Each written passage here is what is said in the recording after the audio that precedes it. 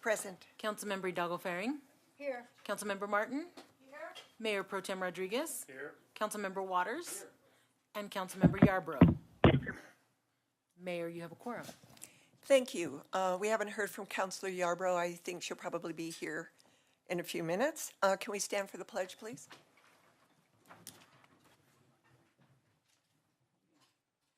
I pledge allegiance to the flag of the United States of America and to the republic for which it stands, one nation, under God, indivisible, with liberty and justice for all. As a reminder to the public, this meeting is being live streamed. You can view it at www.longmontcolorado.gov. You can also view. Oh, I will wait for our Councilor Yarbrough.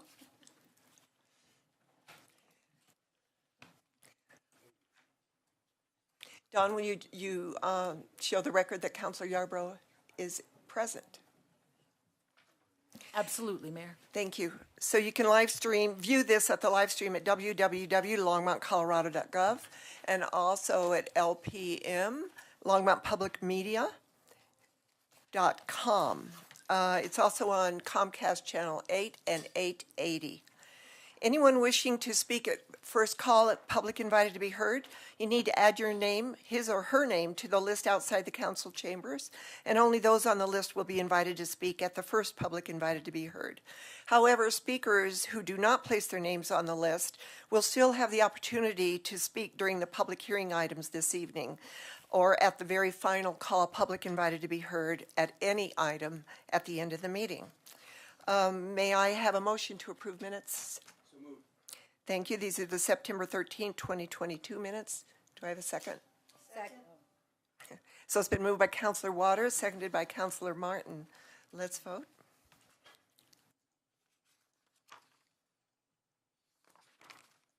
And that carries unanimously. Thank you. Do we have any agenda revisions or submissions of documents and motions to direct the city manager to add items to a future agenda? Anybody on council? Councilor Martin. Thank you, Mayor Peck.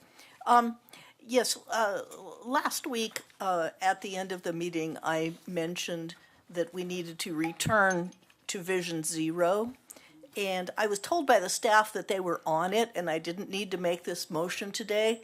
But there has been such an outpouring of interest and concern on traffic safety that I'm going to make it in a modified form anyway. The staff has expressed its intention to bring back a study session report on Vision Zero, and I assume recommendations on how the city might begin down the road to compliance.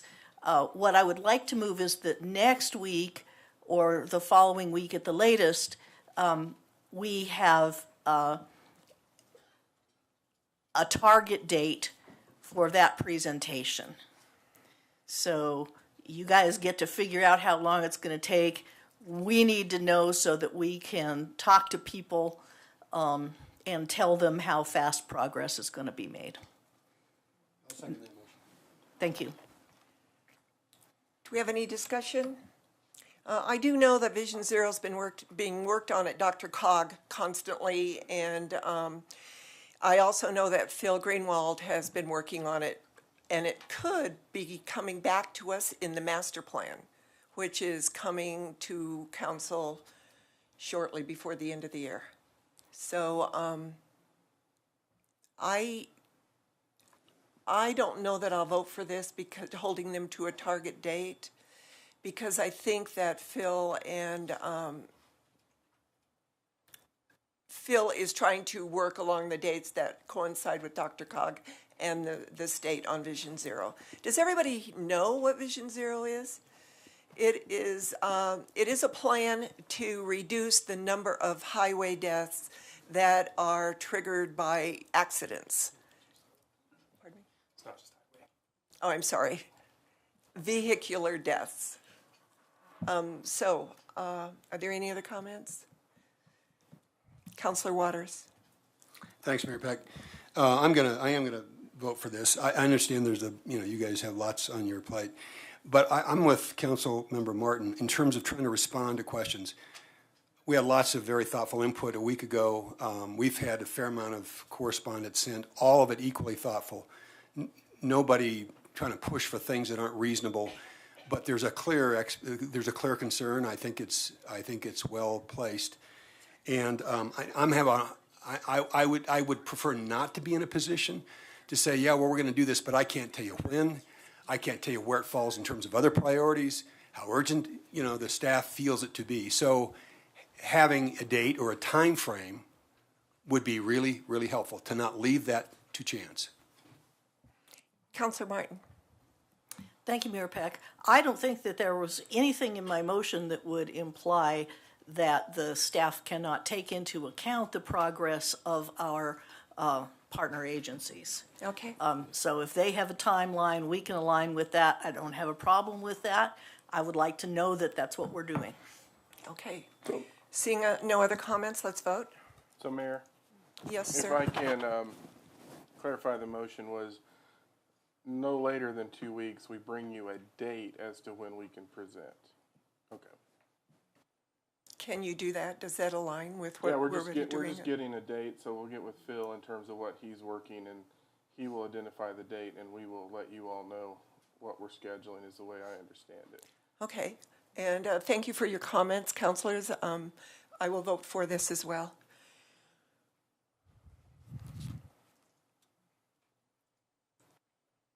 And that carries, and that motion carried. Thank you. I do have a motion as well, and it is a clarification, actually, on a motion that I made last week after we had the presentation by Commissioner Marta Lochmin. It was on the Boulder County taxes 1A and 2A, 2B, 1A and 2B. No, 1A and 1B. You'd think I'd know the alphabet by now. And I was remiss in not including in that resolution 1C, which is the transportation tax as well. I remember that we had supported that verbally, but we did not say anything about a resolution. So I moved to direct staff. You haven't made the resolution yet, have you? No, great. I moved to direct staff to include in our resolution to support the Boulder County taxes 1A, 2A, and 1C. 1A, 2B, and 1C. One more time, 1A, 1B, 1C. 1A, 1B, 1C. ABC. So that was my motion. Do I have a second? Second. Do we have any discussion? Let's vote. I don't see anybody in the queue. That carries unanimously. Thank you. Mayor, if I might, there is one agenda revision. Yes. At council's desk is a replacement for item 9D. The proposition 108 should be proposition 123, so there is a substitute, just correcting that number at your Okay. desks. Yep, I see it here. So do we need a motion correcting that proposition number from 108? Councilor Martin? Yes, I have the motion ready. I thought we would do it by pulling it off the consent agenda, however. Okay, I'll call on you then. Thank you. Okay. So, City Manager, do you have a report for us tonight? No report, Mayor, Council. Sorry, the other one was dying on me. Thank you. We don't have any special reports and presentations, so this is public, first call, public invited to be heard. I do have a statement to make, actually, before we start this, and if anybody is here to speak upon what was said in next door, that there's kind of a meme going around that the councilors have given themselves a $20,000 raise every year. So that is not true. So if you've come here to question us on that, I am telling you, we're not giving ourselves a raise at all. So I would like one, but that isn't going to happen. So Nadine Lester is the first person. You have 3 minutes, and please state your name and address.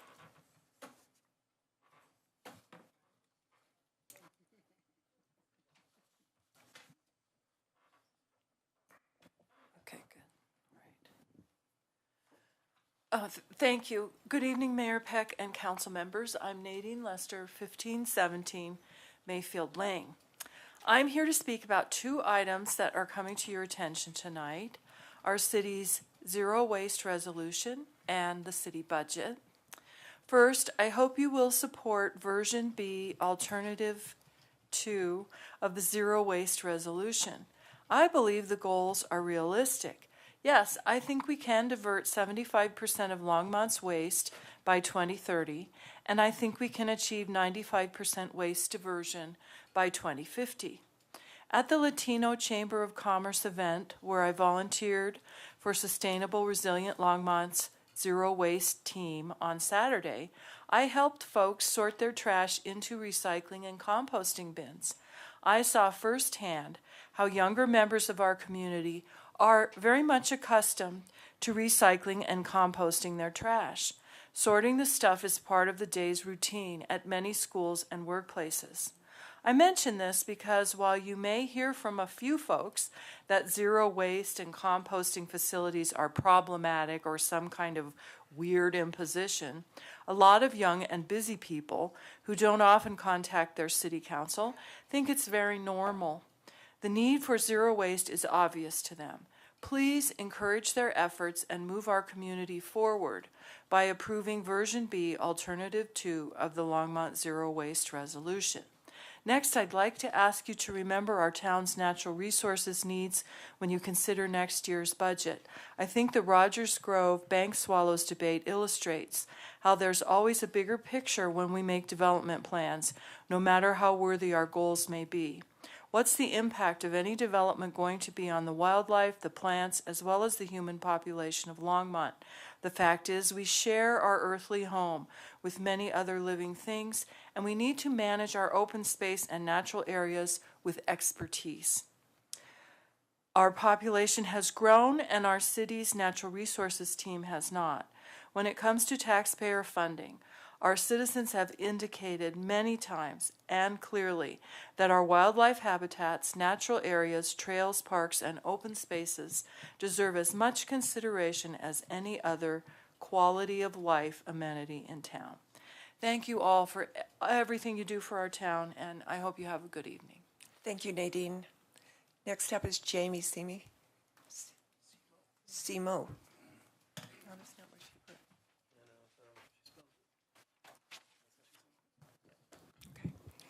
Jamie Simo, 517 Independence Drive. In 2018, Longmont finalized its Open Space Master Plan, OSMP, which was an update of the 2002 OSMP. In that document, the city acknowledged the increased demands put on Longmont's open space program, including increased visitation to open space areas and a greater number of tasks needing to be addressed by staff. This was even before the COVID shutdown, which saw an unprecedented number of visitors to Longmont's parks and open spaces. While Longmont has done a good job acquiring properties for its open space program, even the OSMP recognizes that eventually the focus of the open space program must transition from acquisition to management of existing areas. Unfortunately, we are already seeing a tipping point with regard to maintenance. As you heard last week, there are a large number of trees planted at Dickens Farm Nature Area that are now dead or dying due to lack of attention. I conduct monthly bird surveys for the city, and on this past Sunday's survey at Rogers Grove, I counted no fewer than 6 off-leash dogs, despite the fact that this is not a dog park, and there is signage that dogs must be on leash. I also frequently see bags of dog poop left along the trail instead of thrown in any of the trash bins that line the path. I have never seen a ranger there to educate visitors and enforce these or other rules. Natural Resources requested 6 additional full-time employee positions in the new budget. However, none of these positions were recommended to go forward. I will reiterate the question raised last week. Is there a rubric to determine what positions advance for consideration? Who makes the decision on which positions move forward and which don't? In November of 2000, Longmont voters approved a 0.2% increase in the city sales tax to fund the acquisition, development, and maintenance of land for open space. This open space sales tax was extended in 2007, and unless it is extended again, is set to sunset in 2034. Additional funding for the open space program is supposed to come from the royalties from oil and gas exploration on open space properties. Page 9 of the OSMP states that all royalties from open space properties should be deposited into the open space fund account. Royalties from oil and gas extraction on open space partially go to fund inspection of wells and monitoring of air and water surrounding wells, as well as other related activities. However, any funds not used for those activities must be dedicated solely to funding staff, buying properties, and most importantly, especially if the open space tax is not renewed, maintaining Longmont's open space properties. What I want to know is, are there oil and gas royalties from open space properties being used outside of the open space program? In addition to oil and gas exploration, gravel mining may also occur on Longmont open space. However, there is nothing in the city code or OSMP that talks about royalties from that activity. Any royalties from mining on open space properties must also go into the open space fund and used solely for the open space program. Longmont's open space program is an invaluable asset to our community, as shown during the COVID lockdown, and it is vitally important that all possible resources are used to fund it in perpetuity. Thank you. Thank you, Jamie. David Droge?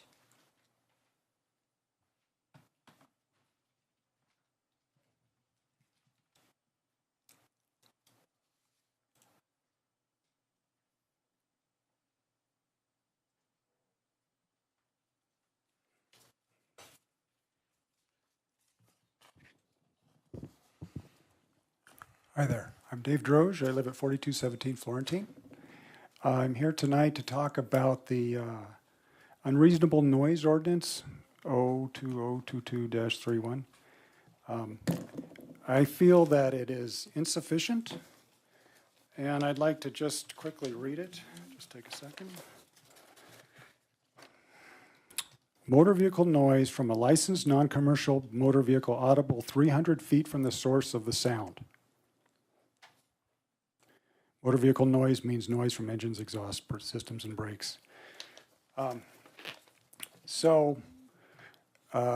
house, we live off of Clover Basin. Our porch is 100 feet from Clover Basin. And I'd say probably 99% of the cars go by, there's no problem. It's the 1% that's the problem. And when those cars go by, I can't hear my wife speaking to me. And that's 100 feet.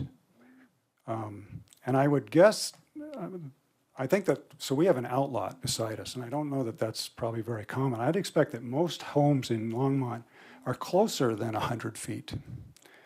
And certainly closer than 300 feet. So the folks that are hearing these noises are nowhere near this 300-foot audible, inaudible threshold. Now I can understand why we might want to use this audible, inaudible threshold, because otherwise we have to measure it. And I'd like the city council to think maybe a little bit more about measuring it. Now I heard something about sound cameras possibly being used, and I think that's a terrific idea, and I'd like to put my name in to have one put on our street if we do get that. But in the meantime, there's a lot of apps available. This one happens to be free. I looked at 4 or 5 of them today. I can download sound files and save them. I can calibrate this, and a calibrator is available for, a NIST traceable calibrator is available for about $1,000. So this is just an idea, I'm not suggesting that this is what we do, but we buy one, stick it at the library. Longmont City tells users that if you download X, Y, and Z app, you go to the library, you calibrate your phone, and then you use it. And if you can calibrate a sound that does this, you can take a picture of the vehicle that's making it, and maybe, people can start to address things that affect them individually rather than waiting for a policeman to come to their neighborhood and wait for the noise to happen. And one other point I wanted to add is that we've been woken up at night in the last couple of weeks at 3 in the morning. And like I said, our house is 100 feet from the road.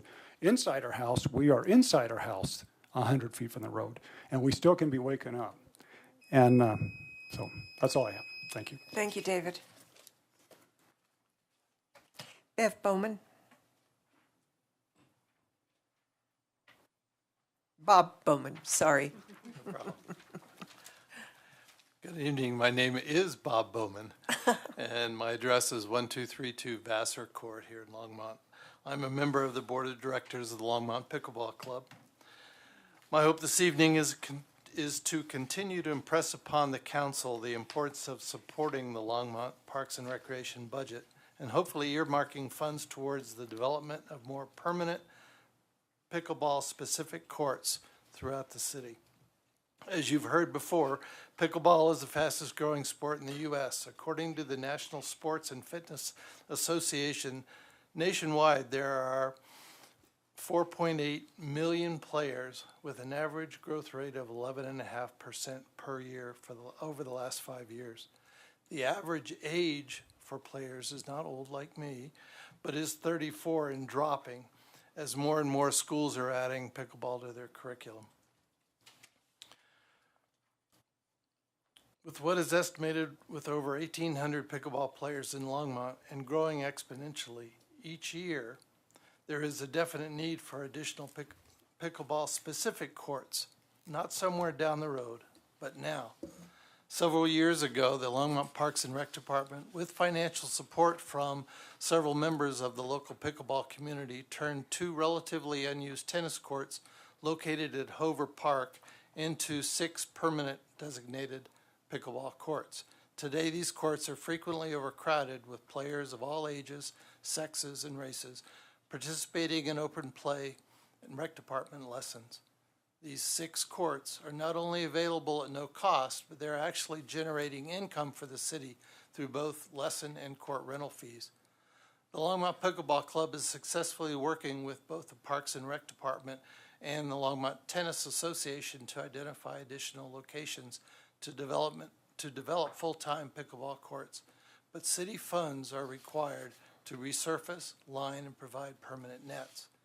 By comparison to Longmont's 6 permanent designated public pickleball courts, the city of Loveland has 12, Fort Collins 8, Arvada 24 permanent dedicated public pickleball courts.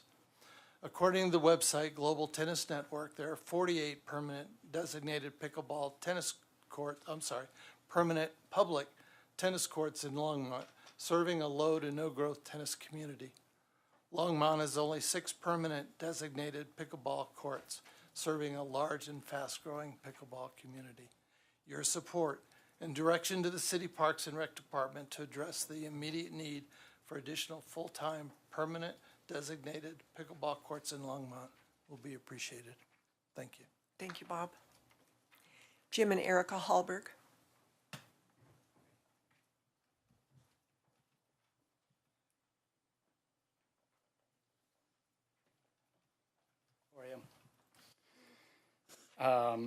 Yeah, my name is Jim Holbert, my wife Erica. I'm just going to read really quick the City Council's vision for Longmont people in 20 years. Longmont will be the world's greatest village where children are most fortunate to be born and raised. Elders are supported through their entire life, where people will have access to food, shelter, and everybody will be happy.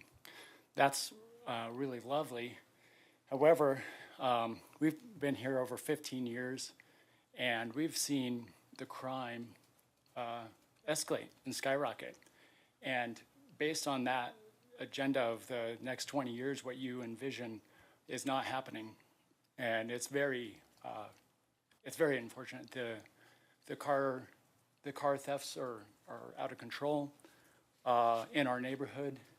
I mean, like if you lived over by Skyline High School or Centennial Pool, you've heard 3, and from your house, 3 gunshot firings in the last 90 days, high-speed chases on Mountain View, and it's just unacceptable. You know, my daughter goes to school here.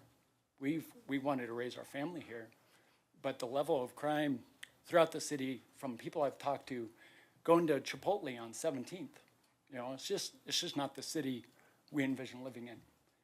Now, city manager, I'm sure is a very nice guy. I don't have any judgment. But when I read in the papers about some large raises where our crime is a problem, and we're expanding at an exponential rate, and I don't think we're supporting the police force to expand with that rate of population growth. I just think that something needs to be, looked at to make some changes to see, whether it's prevention or more police on the street. Obviously we want to hire more. I'm assuming. We support the police. We need the police. I don't know where you guys live, but if you drove around some neighborhoods, it's pretty crazy. And these aren't always at night. These things are happening in broad daylight. So. Yeah, we've been native Coloradans, and obviously Colorado has changed a lot, and Longmont's changed a lot to the point that despite us wanting to live here, we're looking to move out of the city. And we're not the only people that work, that pay taxes, that are done with the homelessness and the crime, and nothing seeming to be supporting the police and making us as citizens and residents feel safe and welcome in our own town. Thank you. Thank you very much. Lance Whitaker.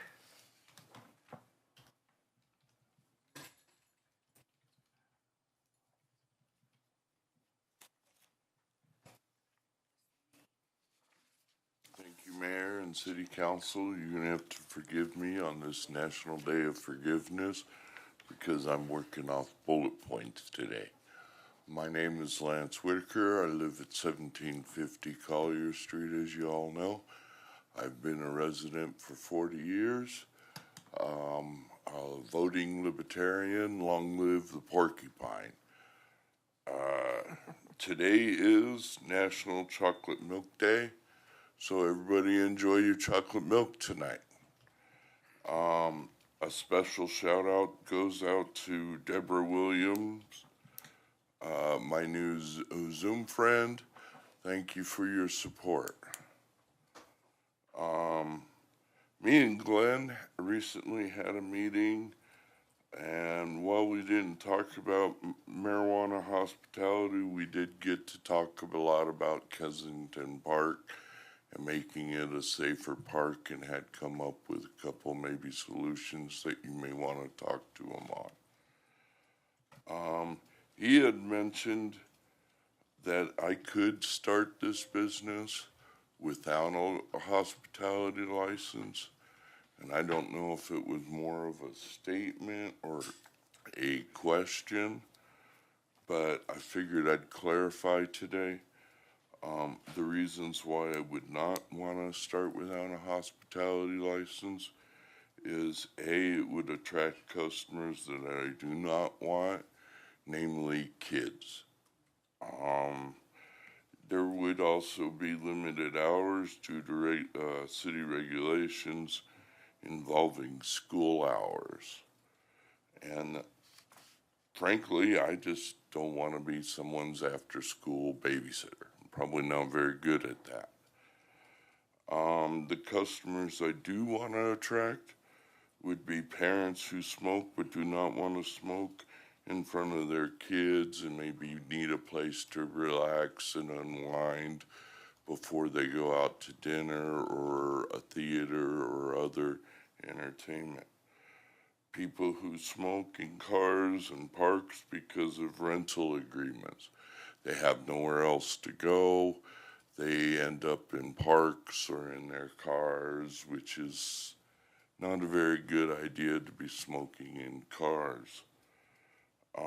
Also, tourists that have no legal way to smoke and end up also smoking in their cars or in their parks. So as you can see, in a very minor way, this could be a crime prevention tool in getting people out of their cars.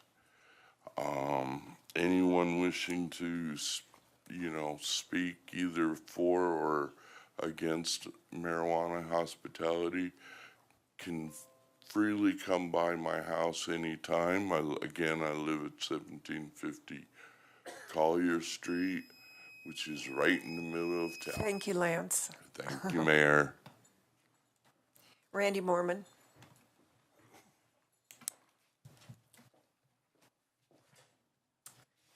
Good evening, Mayor Peck and the Longmont City Council. My name is Randy Mormon, and I am the Legislative and Community Campaigns Director at EcoCycle. And thank you for the opportunity tonight to provide comments on the Zero Waste Resolution. Many of you know that we have a long history of partnership with the City of Longmont that dates back to 1984 when we started for the first time collecting recyclables at the curb using school buses and volunteers.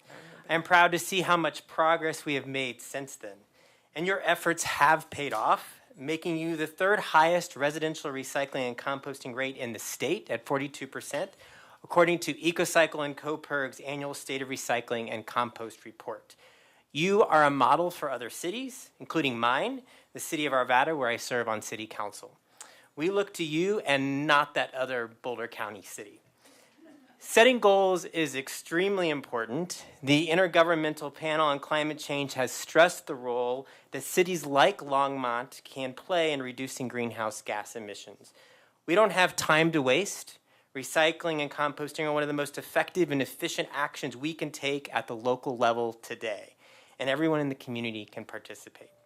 That is why it is so important that you adopt the most aggressive goals you can today. 75% waste diversion by 2030 and 95% waste diversion by 2050. And that's, I believe, in your alternative 2 option. By adopting these more aggressive goals, you will be setting yourselves on a path to significantly reducing your climate impact and doing it in a fair and equitable manner. When Longmont sets a goal, the community works together to achieve it, and the rest of us in the state will take note and follow your lead. I want to call out several of those important actions that we believe are integral to your success. One is adopting a universal recycling ordinance that will increase access to recycling and composting, including residents living in apartments and condominiums and also businesses. This is an equity issue, and we have to ensure incentives and discounts are used to ensure fair and equitable services to all. The second action is providing curbside composting to all residents as part of their waste services. So much of our waste going to the landfill is organic food and yard waste that creates methane, a powerful greenhouse gas, 85 times more powerful than carbon dioxide. Finally, we know how important it is to educate our future community members on the practices of zero waste. EcoCycle is a proud partner with the city and St. Vrain Valley School District on our Green Star Schools program. To date, 12 Longmont City schools are participating, that's 55% of the schools, in a recycling and composting program with teachers engaging the entire school community in reuse and other zero waste activities. As stated in the resolution, we'd like to make it 100% of Longmont schools, and we look forward to working with you to make that a reality. Together, we've made great strides towards zero waste in Longmont, and we look forward to working with you in this next phase and encourage you to go big, go with Alternative 2, and continue to set the example for the rest of the state. Thank you, Randy. And Naomi Kurland.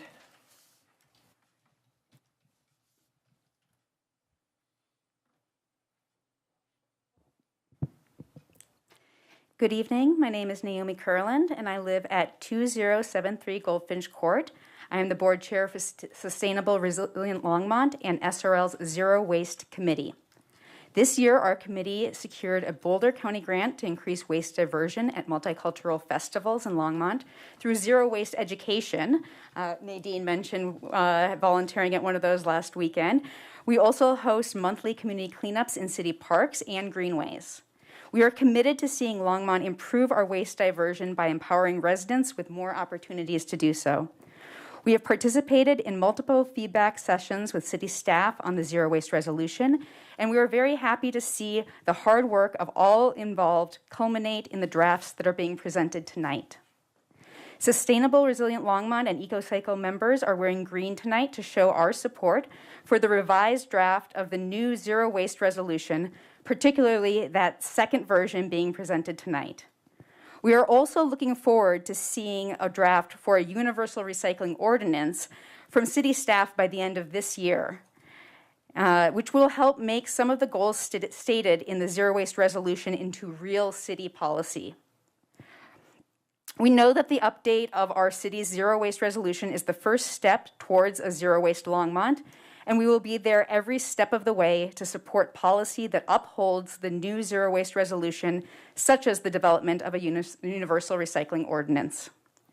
We support the recommended actions and policies that are listed in the new zero waste resolution draft and urge City Council to vote for version B, or alternative 2, which specifies waste diversion targets of 75% by 2030 and 95% by 2050. We believe it is crucial in this time of climate crisis for our city to be as aspirational as possible.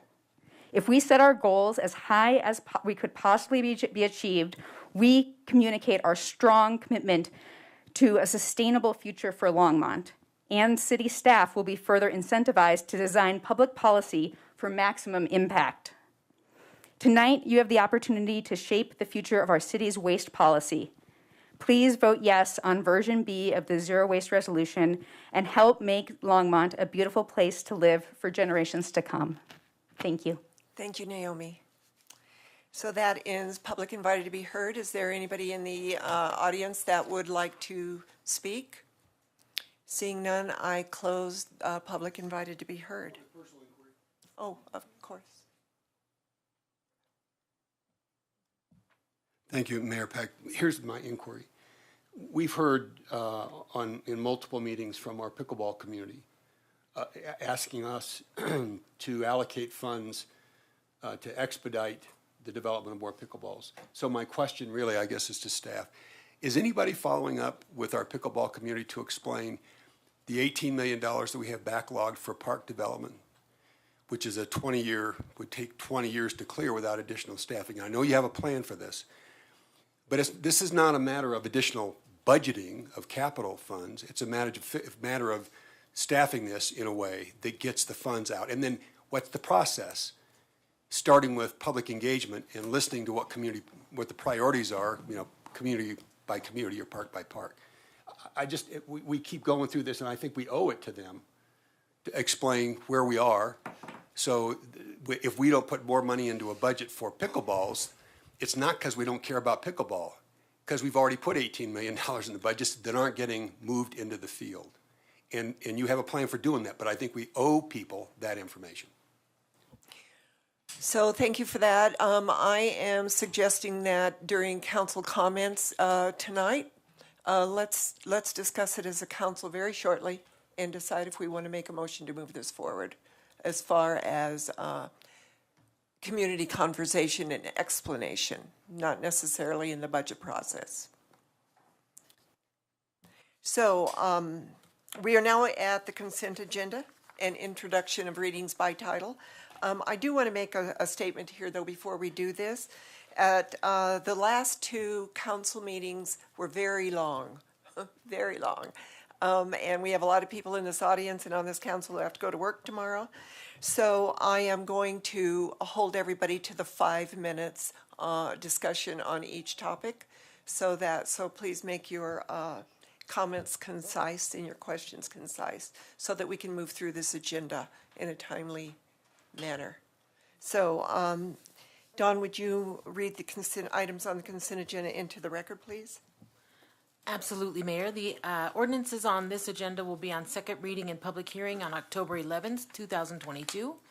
Item 9A is ordinance 2022-31, a bill for an ordinance amending Chapter 10.20, Section 10.20.100 of the Longmont Municipal Code on unreasonable noises, prohibited prima facie unreasonable noises.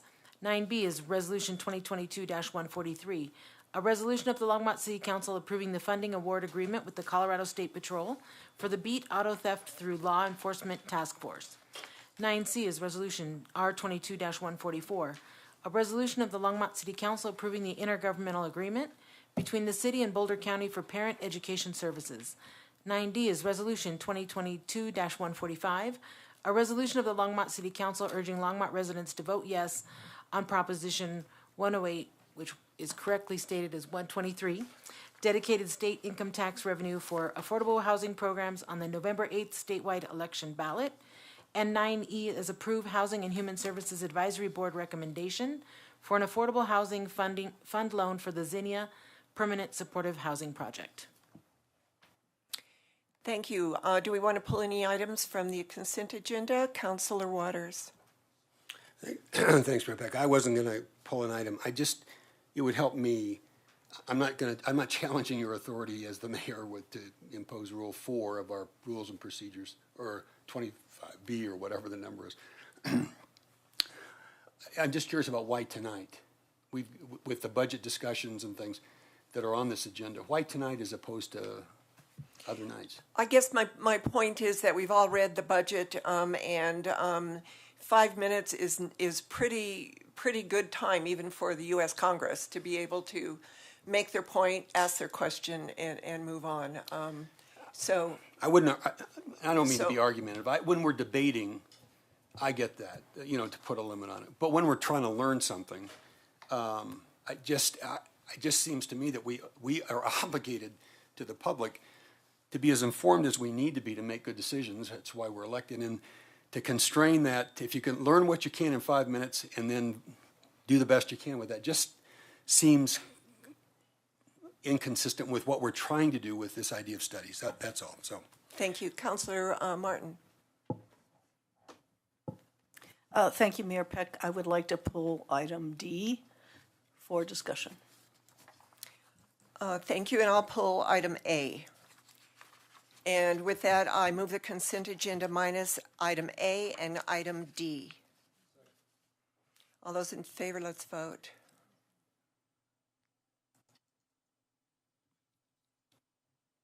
And that passes unanimously. So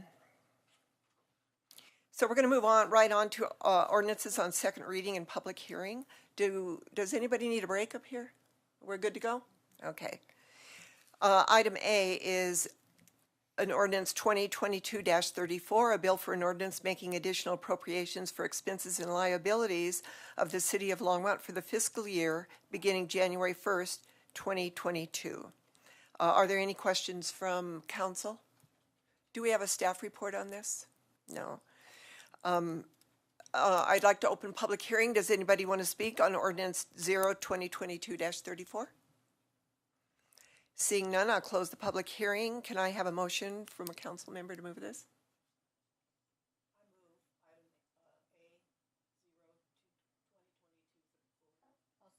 So it's moved by Councilor Martin, seconded by Councilor Hidalgo-Faring. Let's vote. And that carries unanimously. Item B is ordinance 2022-35, an ordinance adopting by reference and enacting the Code of Ordinances, City of Longmont, Colorado, providing for the repeal of certain ordinances not included therein, providing for the adoption of secondary codes by reference, providing a penalty for the violation thereof, providing for the manner of amending such code, and providing when such code and this ordinance shall become effective. Is there a staff report on this? No. Any questions or comments from council? Seeing none, I'd like to open the public hearing on ordinance 2022-35. Seeing none, I will close the public hearing. Can I have a motion? I'll move ordinance 2022-35. So it's been moved by Councilor Hidalgo-Faring, seconded by Councilor Martin. All those in favor? I don't know why I say that. Let's just vote. And that carries unanimously. And we are now on to items removed from the consent agenda. We'll go in order, and I pulled item A, which is a bill for an ordinance amending it is the noise ordinance. And I do have a question. When we are measuring the noise from 300 feet away, it's not where the noise starts at 300 feet. That is the maximum. For example, it's from 0 to 300 feet. Am I correct in assuming that? Yeah, so 300 feet is the distance away from the source of the noise that we would have to measure to in order to have a violation. So I'm assuming that the noise is coming from 0 feet to 300 feet. That is correct, Mayor. So if you live 25 feet away from that, that is being measured because if it goes out to 300 feet. Yeah, and 300 feet was the length of distance that we found where the level of noise met the same ambient noise level of the neighborhood. And that's why we got to 300 feet. Remember that math that we had showed how we started at 25, then we backed it up to 100, and then ended up at 300 so we could match that ambient noise level of the neighborhood. So anything beyond that ambient noise level should be in and of itself a prima facie violation of the noise ordinance. So is there a time limit as far as when the noise starts and when it's measured? No, as far as time limit? No, what I'm saying is if someone is playing their stereo loud or for 2 minutes versus. Yeah, you're correct, Mayor. There 3 is blocks. it could be 5 seconds, it could be 5 minutes. Okay. Is there ever a time, I'm trying to answer, get David's comment to figure that out. Is there ever a time when it's really, really loud, but it doesn't meet the 300 feet parameters? Only for motor vehicle engine noise and exhaust noise. For other types of noise, like loud car stereos, we're still at the current ordinance limit of 25 feet. Okay. So the loud car noise would be 300 feet? That is correct. Okay. Thank you. With that, I'm going to move ordinance 0-2022-31. Second. Let's vote. Are there any discussion? No? Let's vote. That passes unanimously. Ordinance D 2022-146. This is Councilor Martin. Thank you, Mayor Peck. When a ballot question changes state from titled to certified as having sufficient petitions on the ballot, the number by which it is denoted changes. And unfortunately, in this resolution, the pre-certification number rather than the post-certification number was used. Therefore, I move that on item D, we change wherever it occurs, the designation question 108 to the designation question 126. I'll second that. 123. 123, excuse me. See how hard this is? Yeah, okay. So I'm glad you did that because I was getting 1A, B, and C all mixed up. Yeah, so. yeah. Okay, so that motion was made by Councilor Martin, and I seconded that. No discussion, let's vote. And that passes unanimously. Councilor Martin, do you want to move this ordinance? Yes, thank you. Yeah, I move ordinance R. No, I'm sorry, I made a mistake there. We can't move this because we changed it.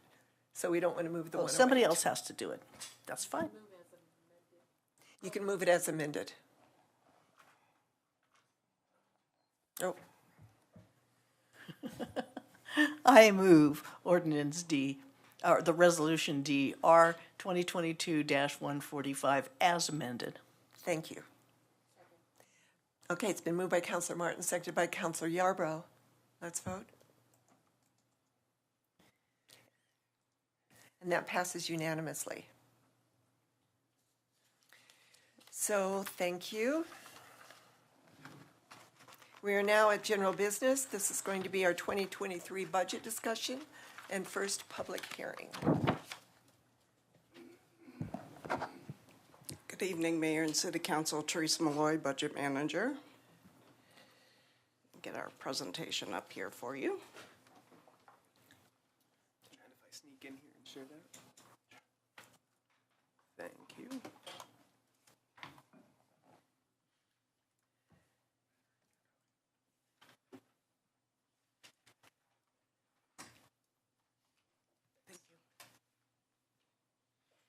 So this evening, our budget topics are, we have the 3 items that Christina Pacheco is going to talk to you about that were delayed from last week.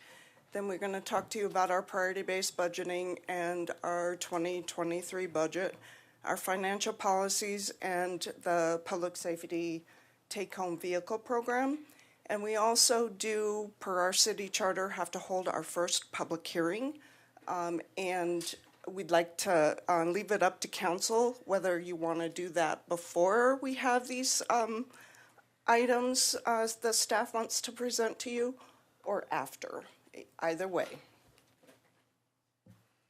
Do we have any comments on whether we want to have public hearing before the items are read or after? Is there any discussion on that? Let's have them after then. All those, just nod your head. Are you agreed to that? Mm-hmm. Okay, thank you. So we'll have public discussion after. After. Okay, sounds good. So I'm going to turn it over to Christina then. And you're going to drive, right? Yes, I can run it. Hey, Christina, are you there? Thank you, Teresa. Hi, Dallas. Thank you. Sure thing. Let me get you back here. All right. Get to the first slide. Okay. Let's see. Okay. So you might need to switch to the next one. There we go. All right. Good evening, Mayor Peck and members of council. I'm Christina Pacheco, Division Manager for Children, Youth, and Families.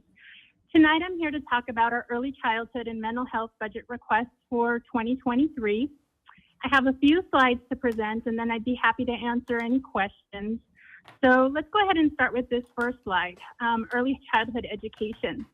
In early childhood capacity building, we have the support and design development of an early childhood community hub that would focus on serving children ages 0 to 5. The hub would bring together in one facility professional development, support for families, and support for providers. In addition, kind of connected to this, the city was awarded a grant for $500,000 from the Colorado Department of Early Childhood, of which 25% or $125,000 would be matched from the funds requested for 2023. This collaborative project is between Wild Plum, TLC, and the Colorado Statewide Parent Coalition. The funds would be utilized for architectural design of the facility and pre-construction preparation of the site, as well as general liability insurance. The funds would be expended in 2023, and this contract with the state is going to be under review with the city attorney's office, and it'll come before council as an IGA soon. Go ahead and switch to the next slide, Dallas. So again, these funds are meant to strengthen our early childhood system using this hub model. And the really interesting part of this model is that the ongoing funds in this area would offset some of the costs and designate spots for interested City of Longmont employees to obtain care for their children through this hub. Next slide. In 2022, Children, Youth, and Families contracted with St. Brennan Education Foundation in the amount of $245,000 for the 529 JUMP program, a community program that brings family awareness to the importance of saving for post-secondary education by opening a tax-deductible college savings account. We know that the majority of jobs in Colorado require a college degree, and this is a way for us to invest in our youth. It's a partnership with the City of Longmont, St. Vrain Valley School District, and St. Vrain Education Foundation as a fiscal agent. The City of Longmont provided the initial $25,000 of seed money, and the 2023 budget enhances the program in some ways that I want to talk about in this next slide. Go ahead and switch. So as of September 20th of this year, there were 180 students signed up for a 529 account. The partnership that I talked about meets regularly, and utilizing this cultural broker lens and expertise, we expanded the sign up into this program to go through 3rd grade. We know that parents of kindergartners, especially first-time parents, have a lot of competing interests and are really just adjusting to school that kindergarten year. So expansion of this sign-up time gives us more time to connect with them.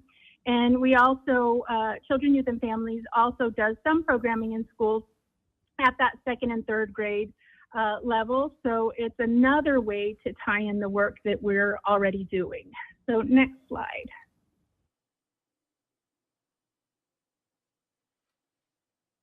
So earlier this year, we'll move into mental health now. So earlier this year, council directed 50% of the non-earmarked special marijuana sales tax funds to be used for mental health and addiction. In this 2023 budget, we're proposing that $290,000 from this be used for outreach and therapeutic services to include support for our unhoused community members.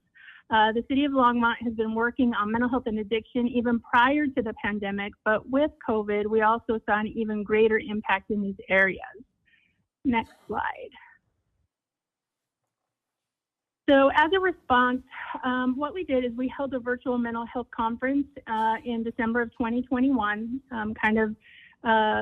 right during the pandemic shutdown. We had a de-escalation training by Ryan Dowd this last year for frontline staff, and also had a training on the impact of secondary trauma for employees from Children, Youth, and Families, Senior Services, Community and Neighborhood Resources, and Longmont Housing Authority.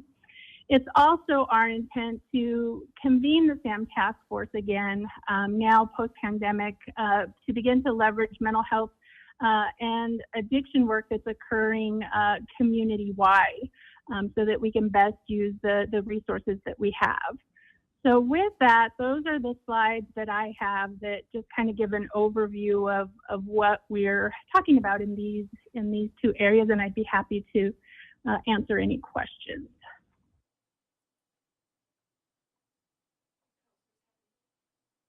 Councilors have any questions?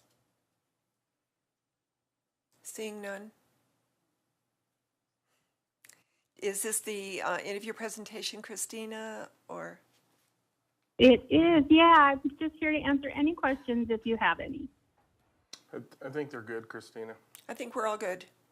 Thank you. Okay, great. Thank you so much. Bye, Dallas. Thank you for your help. No problem. Thanks, Teresa.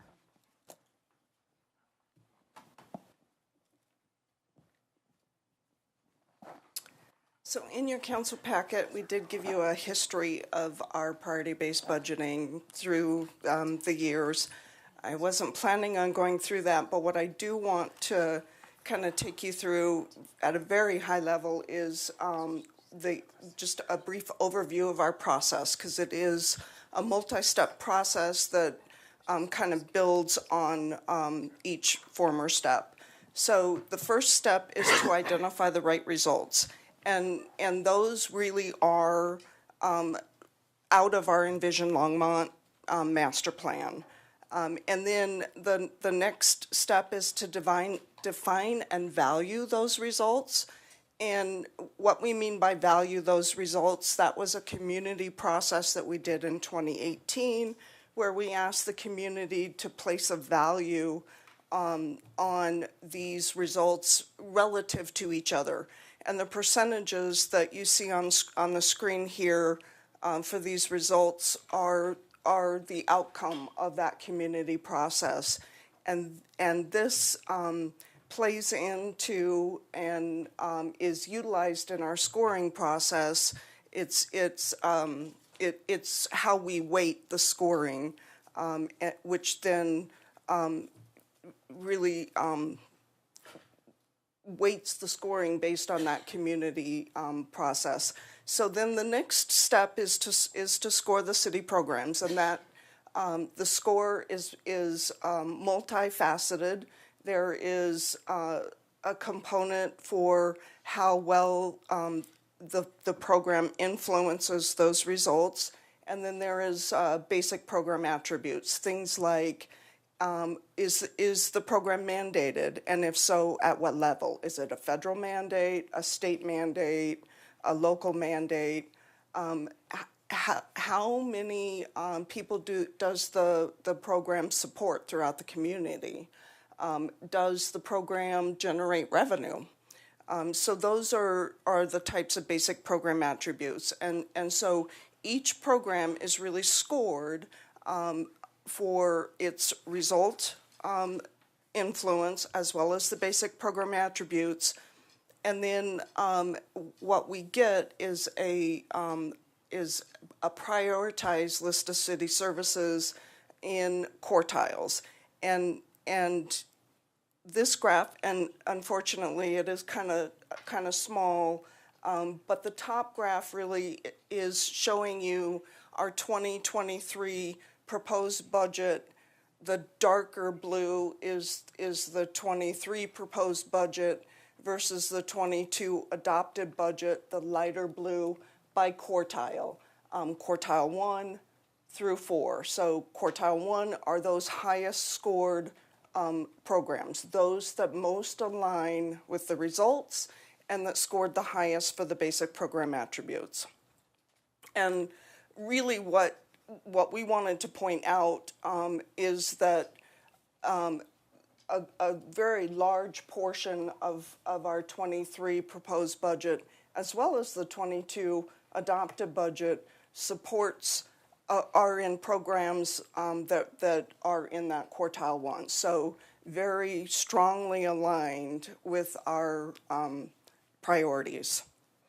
And then the bottom graph that shows the 2023 general fund only here, ongoing requests. And again, by quartile, 1 through 4.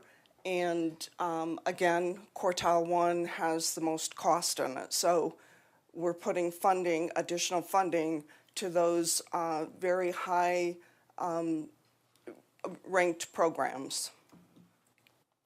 I also wanted to point out that in your packet, attachment M is the first graph for every, so this one is citywide, but in the packet we also included that similar graph for every major operating fund, the general fund, the water fund, the electric and broadband street funds. So you can see fund by fund those quartile graphs. And so next I'm going to turn it over to Melody, who is actually going to take you through 3 things. So she's going to take you through our open PBB data, so that's the information that we have on our website.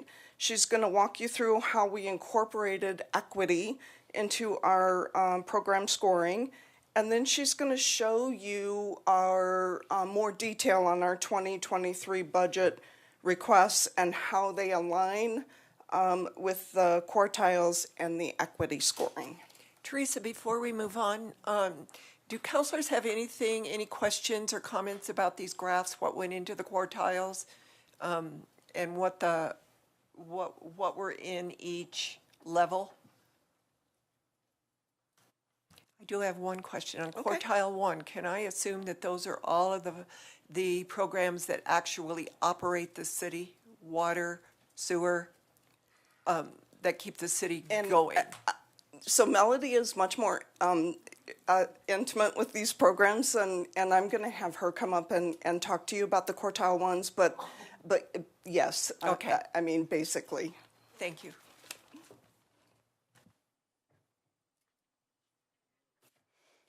Good evening, Mayor and Council members. I'm Melody Polero, the Senior Budget Analyst, and I'm going to open this link here. So what this is from our budget webpage on the city's website, you can access our public-facing priority-based budgeting tool. Hopefully. All right, so once this loads, what you're going to see is the city's line item budget and how we've allocated that line item budget to the programs, and then how those programs align with the city's priorities. And that is shown down here below. And so we are going to take a look at the 22 adopted budget. You can also view past budgets in here as well. And then you can take a look at all of this data in 2 different ways. So you can view it by looking at our program attributes, which Teresa just briefly mentioned.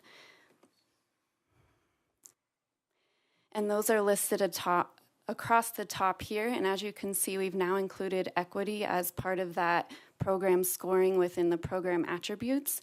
And then what I want to dive deeper into are how the programs score against our community results. So across the top here, each of our community results, what they are, and then how they are defined, as well as our governance results. And as you click through each one of these colored boxes, it will change to that result. And below down here, the boxes will change. And then it also gives you a definition of each of those results. So if I take a look at the housing services, amenities, and opportunities for all, I am taking a look down here at the entire city's budget, and based on how we've allocated all of these programs to that budget by department. So I can further dive into a specific department. So if I want to look at community services, I can see all of the divisions within community services and how they allocated their resources to these programs within this specific community result. And so I'm going to take a look at senior services. And you can see all of the programs within community services that have allocated their resources to this specific result. And you can see the boxes are different colors as well as different sizes.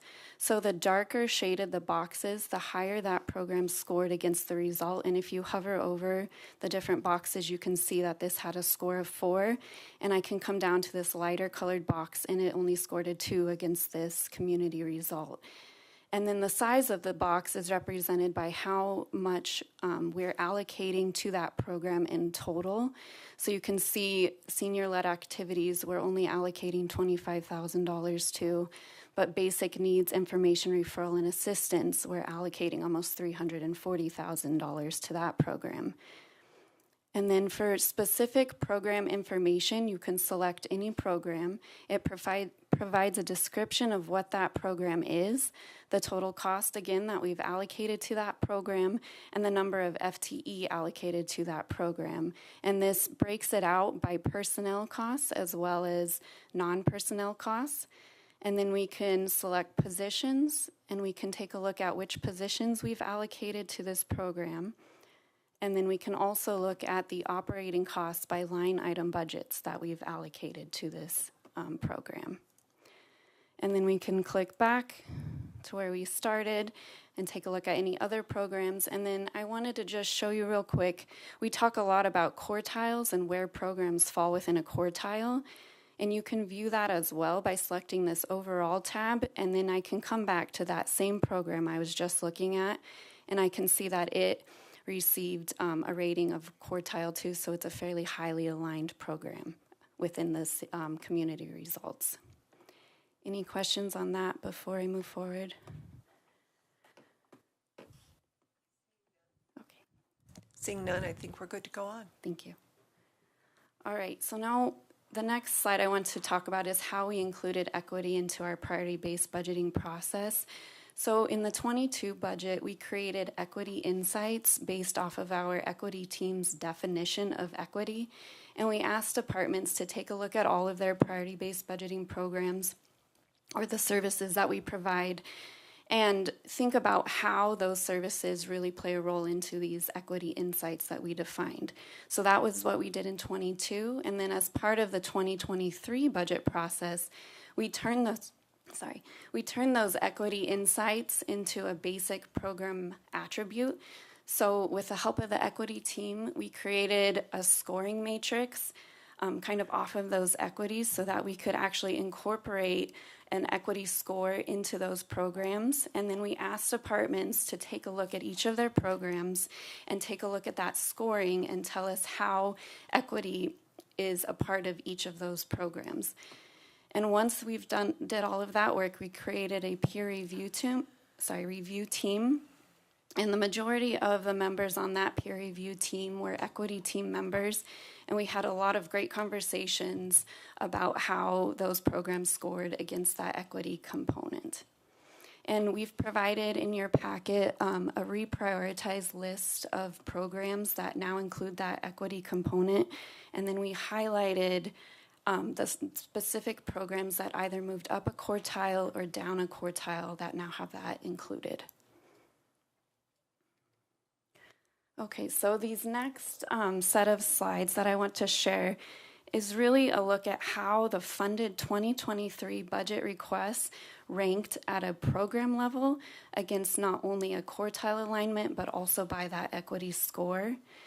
And so quartiles, just to familiarize you with the scoring, quartiles are represented as a score of 1 being most aligned to city priorities and a score of 4 being least aligned. And equity scores are represented as a 4 being the highest score a program could receive and 0 being the lowest score a program could receive. So that top graph represents all requests in all funds. And then that bottom graph is just the general fund and public safety fund pulled out so that you can see that separately. And then what I've highlighted in green are budget request dollars to programs that have scored highest against city priorities and equities. So the highest score that this could be achieved is a 1-4. And then what I've highlighted in red are request dollars in programs that are least aligned with city priorities and that equity component. And then this next graph represents a look at all of our ongoing level 1 requests at that program view. And so we had about $6.9 million of level 1 requests that are supported by 189 total programs. And of those 189 programs, 80% of those request dollars support 11 programs. And so off to the right, I've listed out which 11 programs those are, and I included which quartile those fall in, and then what equity score those programs received. So I also did this with a look at the ongoing level 2 requests, but just the FTE, since the majority of our level 2 requests are personnel. And so again, highlighted in green are the FTE in the highest scored quartile to equity component. So we had a total of 13.57 FTE that fell in that highest ranked programs. And I've listed those positions there. And then highlighted in red were the FTE in the lowest scored quartile to equity component, and that consisted of only 0.67 FTE, which I've listed there as well. And then finally, this is the same graphical that you saw for ongoing level 1, but for one-time requests. And again, highlighted in green are those requests that fall in the most aligned quartile to equity component. And then highlighted in red were the budget requests with that supported programs in the lowest equity to quartile component. And then another look at the one-time requests by program. So we had about $7.4 million of one-time requests that fell in 162 programs, and 20 programs made up 80% of those one-time requests. And again, I've listed those off to the right, along with which quartile they fall in and the equity score they received. And that's all I had. Thank you. Do we have any questions on this report or comments? Thank you. Sorry, Mayor. I actually do have a quick comment on this. Okay. I think when you look at priority-based budgeting, the thing that we've talked about in this is so what? And what does this mean and how successful are the programs? And so, you know, we've done some restructuring and we have Becky Doyle in the strategic integration piece. And that's going to be the next iteration of this, is where we're going to start building the metrics within our programs to then be able to eventually tie, here's where it's sitting within the priority structure, and are we successful in doing what we need to do, because then that can help us improve in the future. So there's going to be another step to this. Okay. So, Teresa. Financial policies. So just really quickly, a brief overview. Our financial policies are reviewed annually by staff, and then we present them to you. And they are adopted by resolution, which will happen on October 25th, and then they become effective on January of the following year. And I did want to point out that we have an attachment. It is attachment P. That is our complete financial policy list with all of the proposed revisions. I'm not going to go through all of those with you, but if you have questions on the ones that I don't touch on, I'm only going to touch on 4. Certainly, we can answer those questions. So the ones that I do want to talk to you about is one new financial policy, and this one is for the procurement thresholds. So this policy will set our procurement thresholds to match the federal grant thresholds for non-federal entities receiving federal funds. It's a mouthful. And basically, our purchasing and contracts manager wanted to bring this one forward because it will establish one set of standards regardless of the funding source. And the note at the bottom, she will be back to amend the purchasing code to incorporate these same thresholds into our purchasing code. And then I have 3 policies that are not new. We just have some updates to them that I wanted to bring to your attention. And the first one is our public educational and government access television services. And the change for this one is to move from 25% of the cable television franchise revenues to 50% that will be set aside for this purpose for 2 years, for 23 and 24. So I'm going to go ahead and jump in on this one. So based on the conversation with council, Jim and I had some discussions on this one, and we basically structured the policy exactly as council directed. When we were looking at the funding options, in order not to have an issue with another policy in terms of one-time versus ongoing, one of the things that we wanted to bring to council's attention tonight is it is in the policy to fund it 50%, 50%. So we don't have to adjust the ongoing expenditures. We can cover the 2023 50% with one-time funds, and then in the 2024 budget, we'll just move it into the 50% on an ongoing basis. And so I wanted to touch base with council to see if that was a reasonable solution. I do have a question for you. When we move into the 2024 ongoing fees, can we had asked, or I had asked, for a list of what services these franchise fees now cover? Is it just in the budget and in the general fund, and they're diverted everywhere, or are there specific items that those funds cover? Mayor Peck, members of council, Jim Golden, Chief Financial Officer. So the rest of the franchise fees just go into the general fund like all other taxes to support services that do not have their own revenues to support them. Okay, thank you. Are there any other questions on this? Did you get the direction you needed there? Or do we need to make a motion for the? If I can just get council, do you agree with us taking the approach on the one time to fill the gap? Okay, thumbs up. Yes. And the next policy I wanted to update you on is our health benefit fund policy. So the policy itself is not changing. It's the implementation statement, and what we added was the public safety physicals and counseling costs to be paid for out of this fund.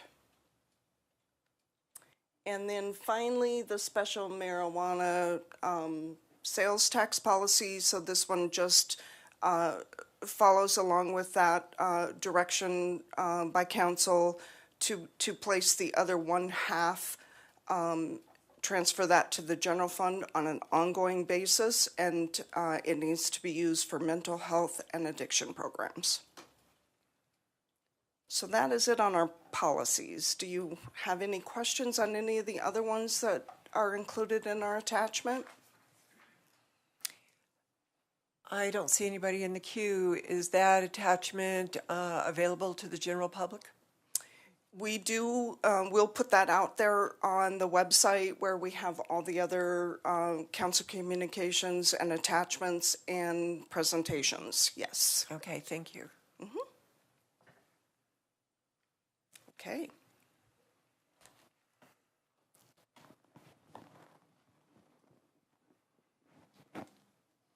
Yeah, when everybody gets up here, I think they're on their way. So I want to introduce this a little bit, and it actually ties into some comments that were made earlier in why are we bringing the take-home car policy to the city council.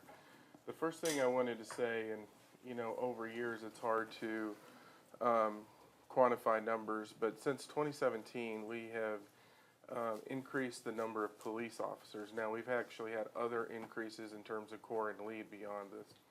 But police officers, since 2017, we've added 21 officers to our police department.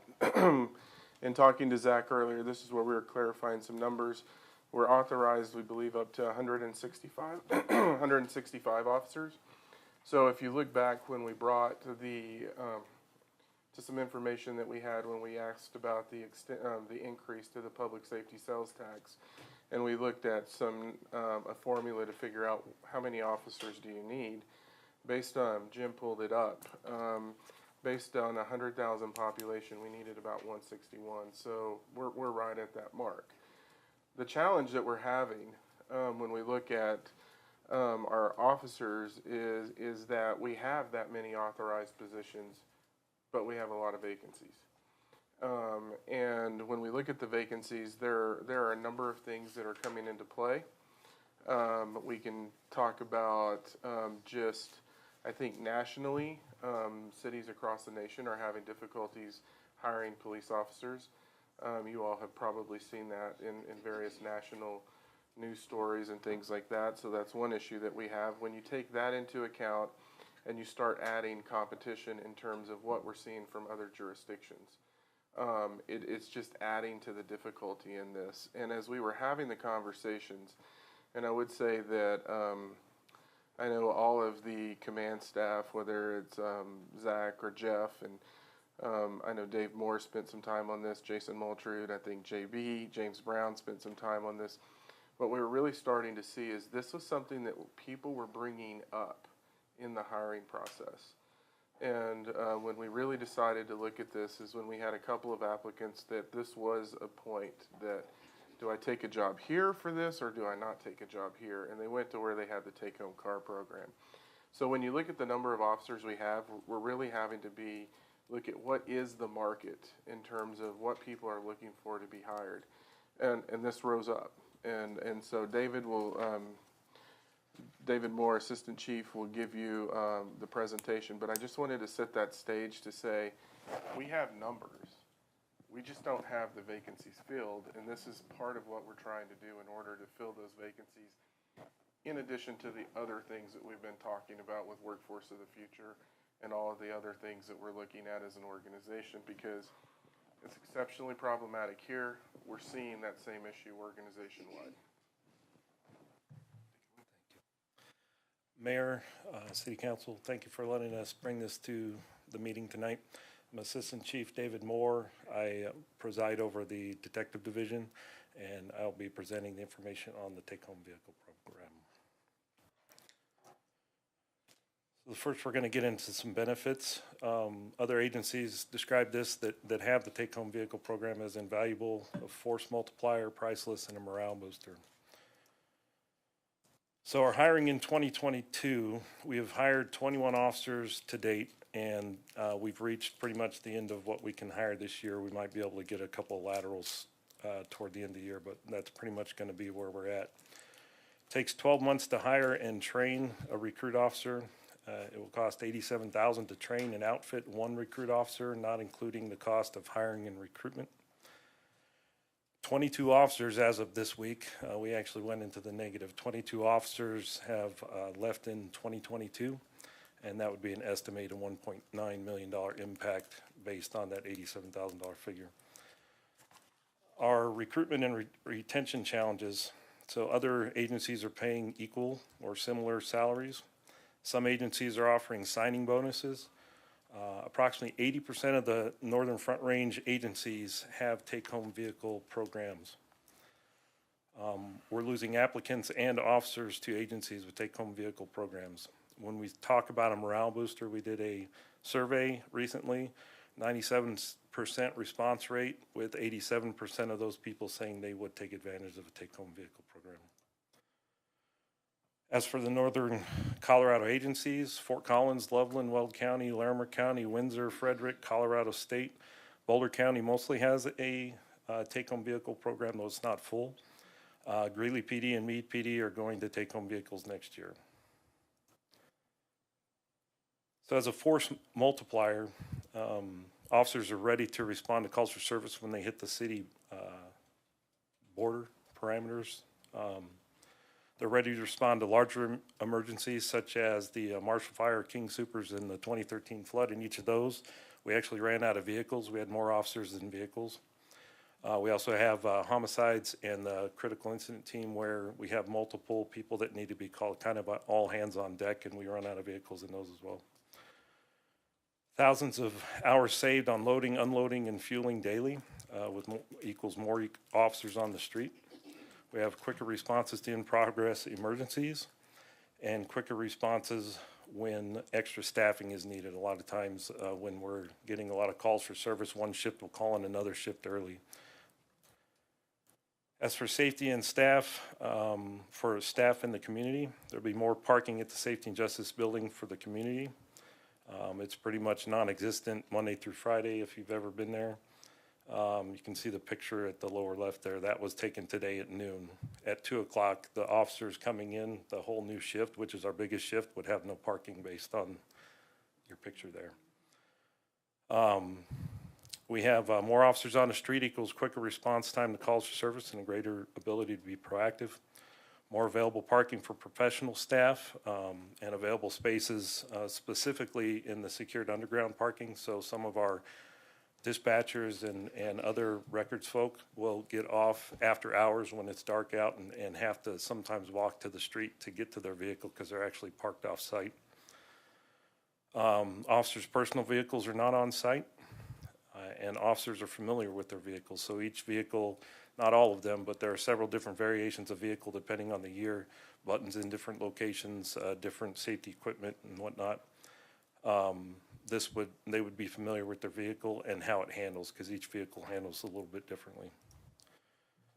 As for accountability, the officers will be the sole driver of the vehicle, so they'll take better care and maintenance of the vehicle. Is one thing we heard from all the agencies with take-home vehicle programs, is that their officers care much greater for their vehicles because they know it's theirs long-term, and so the maintenance and care is much better.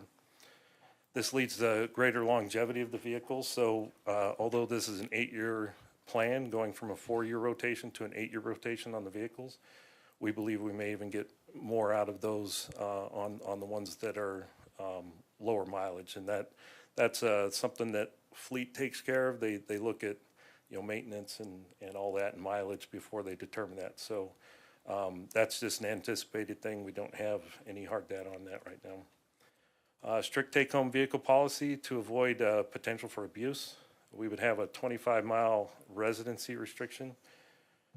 Minimal deviation from the most direct course from work to their residence unless they're on call and have to be in their vehicle so they can respond immediately to the department.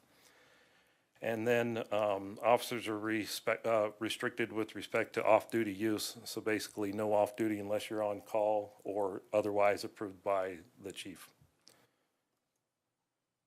So as for implementation, the cost and how we're going to roll out, and then the financial gain to the city. The cost of the program, the initial cost will be $4.2 million over 3 years to purchase 59 total vehicles. 43 of those vehicles will be police rated and 16 will be civilian rated. 2023 funding to purchase 20 vehicles and to cover the unexpected inflation we had this year. For depreciation on our current fleet, we have $1.44 million in the general fund and $570,000 from the public safety going towards this first year. Estimated increase to the operation and maintenance of the vehicle is $120,000 per year. Average patrol vehicle cost with necessary equipment is $73,000. The average civilian rated vehicle cost is $36,000. We're looking at a 3-year rollout, 20 vehicles in 2023, 20 in 2024, and 19 in 2025. This will allow for the cost of the program to be dispersed across 3 years. Allows fleet the greater ability to acquire the vehicles.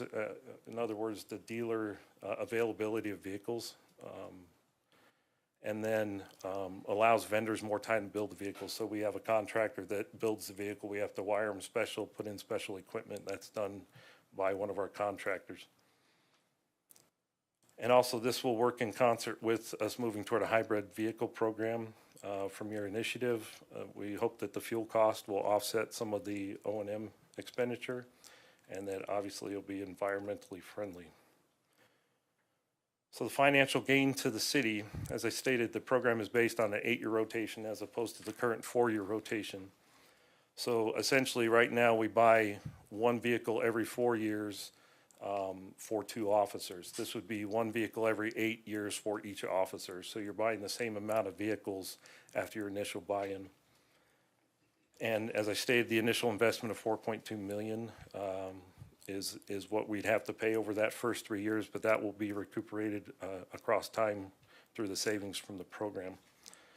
As for the savings, it's going to save time between the shifts from switching cars, and other things such as fueling, loading, and unloading your car take a lot of hours. We estimate that it's around just over 13,000 hours a year for patrol alone in time we spend doing those vehicle inspections, loading equipment, and unloading equipment and fueling. So as a soft cost, this is an annual savings of about $500,000. So open up the floor for questions. Councilor Waters. Thanks, Mayor Peck. Good presentation, right? The data are really impressive and well presented. Quick question, just in terms of options. There was a high percentage of officers who expressed their preference for this. If an officer wasn't one of those and didn't want to drive the vehicle home, do they have the option to still use their own personal vehicle? Yes, so what we would do, we would still buy the same number of vehicles, and it would be what we call a one-to-one program as opposed to a take-home. So they would still have all their equipment in the car. The loading and unloading, Yeah, all those so issues are addressed. all of that is still a savings to the city. We would just not save the parking space. Got it, Is essentially what happens. Can I ask 2 related questions? You showed us the faces of new officers and how many we've been able to add, and you mentioned going into the negative, which we've lost more than we've added, I think is what the message was. It would be, you mentioned the $87,000 to train an officer. That's through the academy, I assume. Correct. That is, so we have approximately 4 months of academy time. We have the cost of the academy. We pay their salary while they're in the academy. We have approximately 5 months of field training That was program. that was a follow-on question. So we're paying their salary for that. So we're basically paying 2 officers to be in one car. So you're only getting the benefit of 1 officer during their training. Could you unpack that just a little bit? And part of the reason, I was in a conversation with somebody yesterday, pretty well-informed, a member of the community, who made the statement, and I didn't have I have a son who spent 8 years as a police officer in Tucson, Arizona. So, we lived through the academy and FTO and, and all that, and all that it means, how important it is. But the comment was made about that you're required more training to be a barber, I think was the example, in Colorado than to be a police officer. And I said, where'd you get that? I mean, but I didn't have the details to say, well, let me just line this out for you. Here's what they experience in the academy. Here's how long it takes, the hours, the standards, and then there's this whole thing called FTO, right? They're not on the job by themselves until they've cleared with senior officers who are trained as field trainers. That's correct. Could you just give us that? And I don't want to bog it down, but I just think that's an important part of this conversation for us to hear and for the public to hear. So I don't know the current credit that you get for going through the academy, but I believe it's the equivalent of a full years of college credit when you go through the academy. I believe it's 12 to 15 credit hours. It's a 4-month program, full-time, Monday through Friday, 8 to 5. You're attending the academy for a solid 4 months. Once you get out of the academy, we also put you through a 6-week, call it a mini academy, where we teach report writing and some other things that you need as your basics for the FTO program. And then after that 6 weeks, you go into a 5-month, 20-week program, which can be extended and oftentimes is, because there are many things to learn. It's not an easy job. So some of our lateral people who have been doing the job will graduate in less time than that 20 weeks, but it's definitely a flexible moving target. And if we have to spend 24 or 30 weeks with an officer, we will to get them trained. But yes, it's a solid 9 to 10 months of straight training full-time before you get to be out on your own. And then once you're out on your own, your FTO is your mentor, and you're constantly asking questions. You really don't get the feel for a police job until you're about 3 years in. That's when you're fairly confident you can handle just about anything that comes your way, but it's a significant learning curve on the profession. So on that, just the last question here would be, just kind of summarize, what does the training and professional development, now we're through FTO, but there's never an end to the learning curve. Correct. Yeah.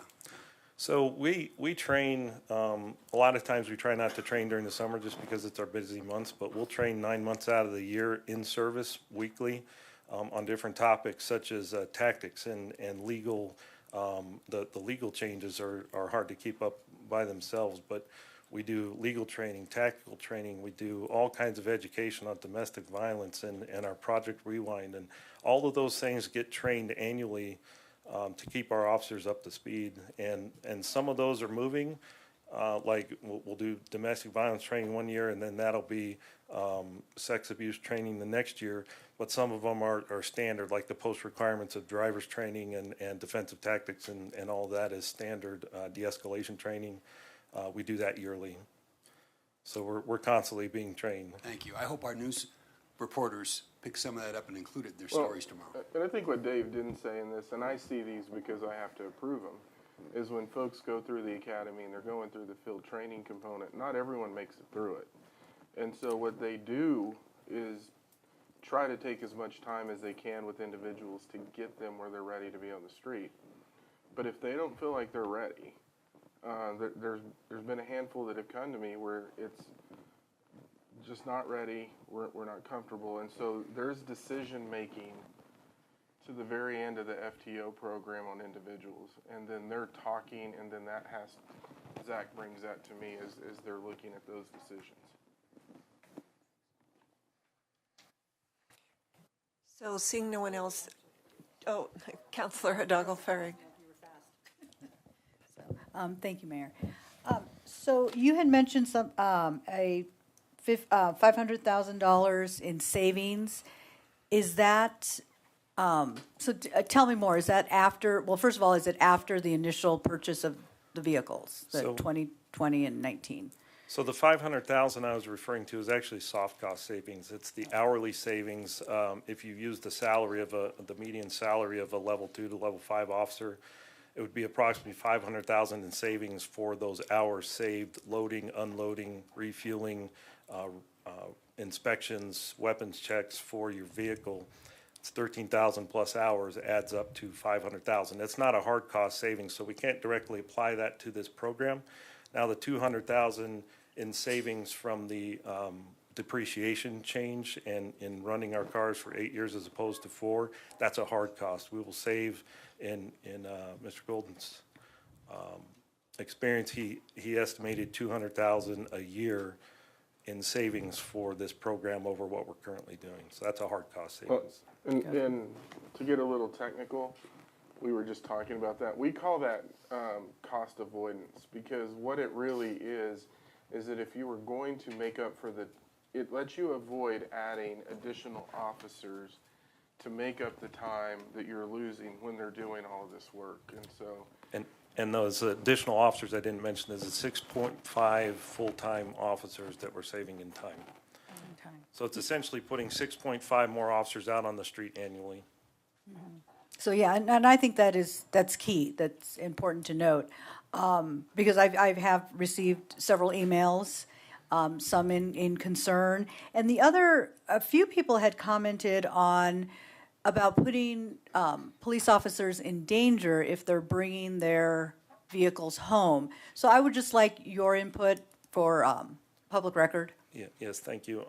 Actually, we have had situations at work where we were in danger bringing our personal vehicles to work, where we actually recently, probably, it's been several months, but we had a person try to put a tracker on one of our officers' vehicles. So not having your personal vehicle at work is more safe than having your work vehicle at home, because I believe most officers are going to, as I get back to the strict policy that we've come up with, you have to download all your equipment out of your car if you're going to leave it outside. So I think a lot of officers are going to protect that vehicle in their garages, which in turn, keeps it from being a target out in front of someone's house. But I think it's actually more beneficial to have the take home from a safety perspective. Okay, well, that makes sense. And I am in support, as a union negotiator for my district.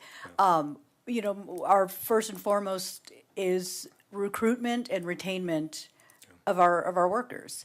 And it sounded like, from my understanding in reading through the packet, it was really coming from employees, potential employees, as well as current employees, that this is the ask that they're needing in order to keep saving our protecting our fine city.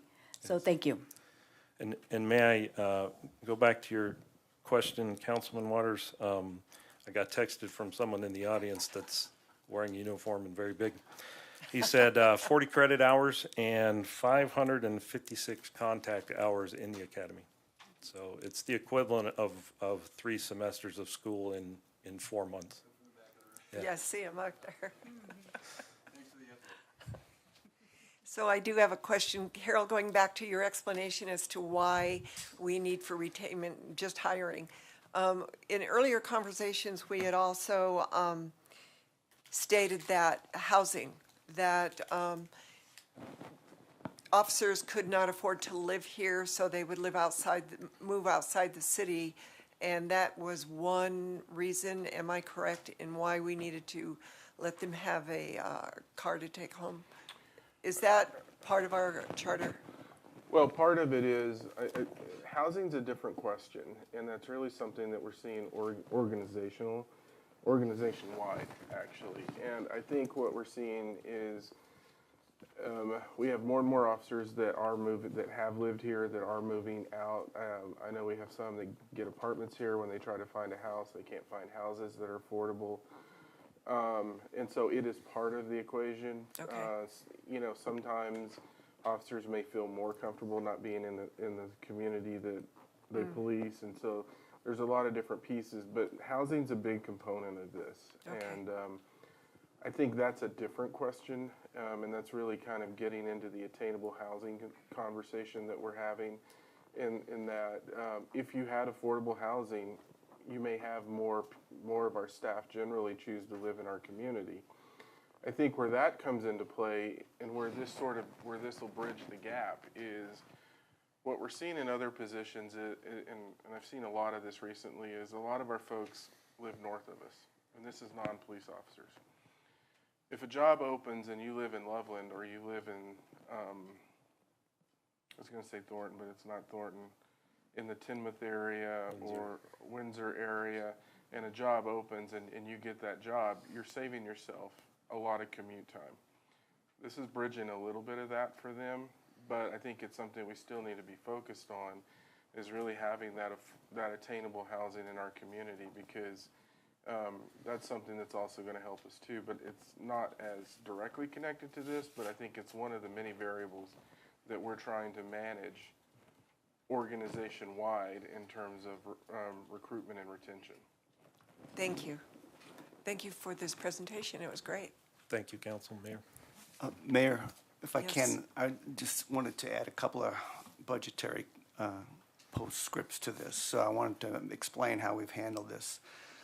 First of all, this has been being worked on for most of this year and throughout the budget process, and it's taken a lot of turns and changes to it. So it's been something that it's kind of, we've tried to get a proposed budget put together while not quite completing this program. So it was, cost-wise, we did complete it probably at the beginning of this month, I believe. But when we had to put together the proposed budget, we weren't quite sure how much we needed to put towards this. And so at that point in time where we had to make final decisions about funding, this is coming from the general fund and the public safety fund both.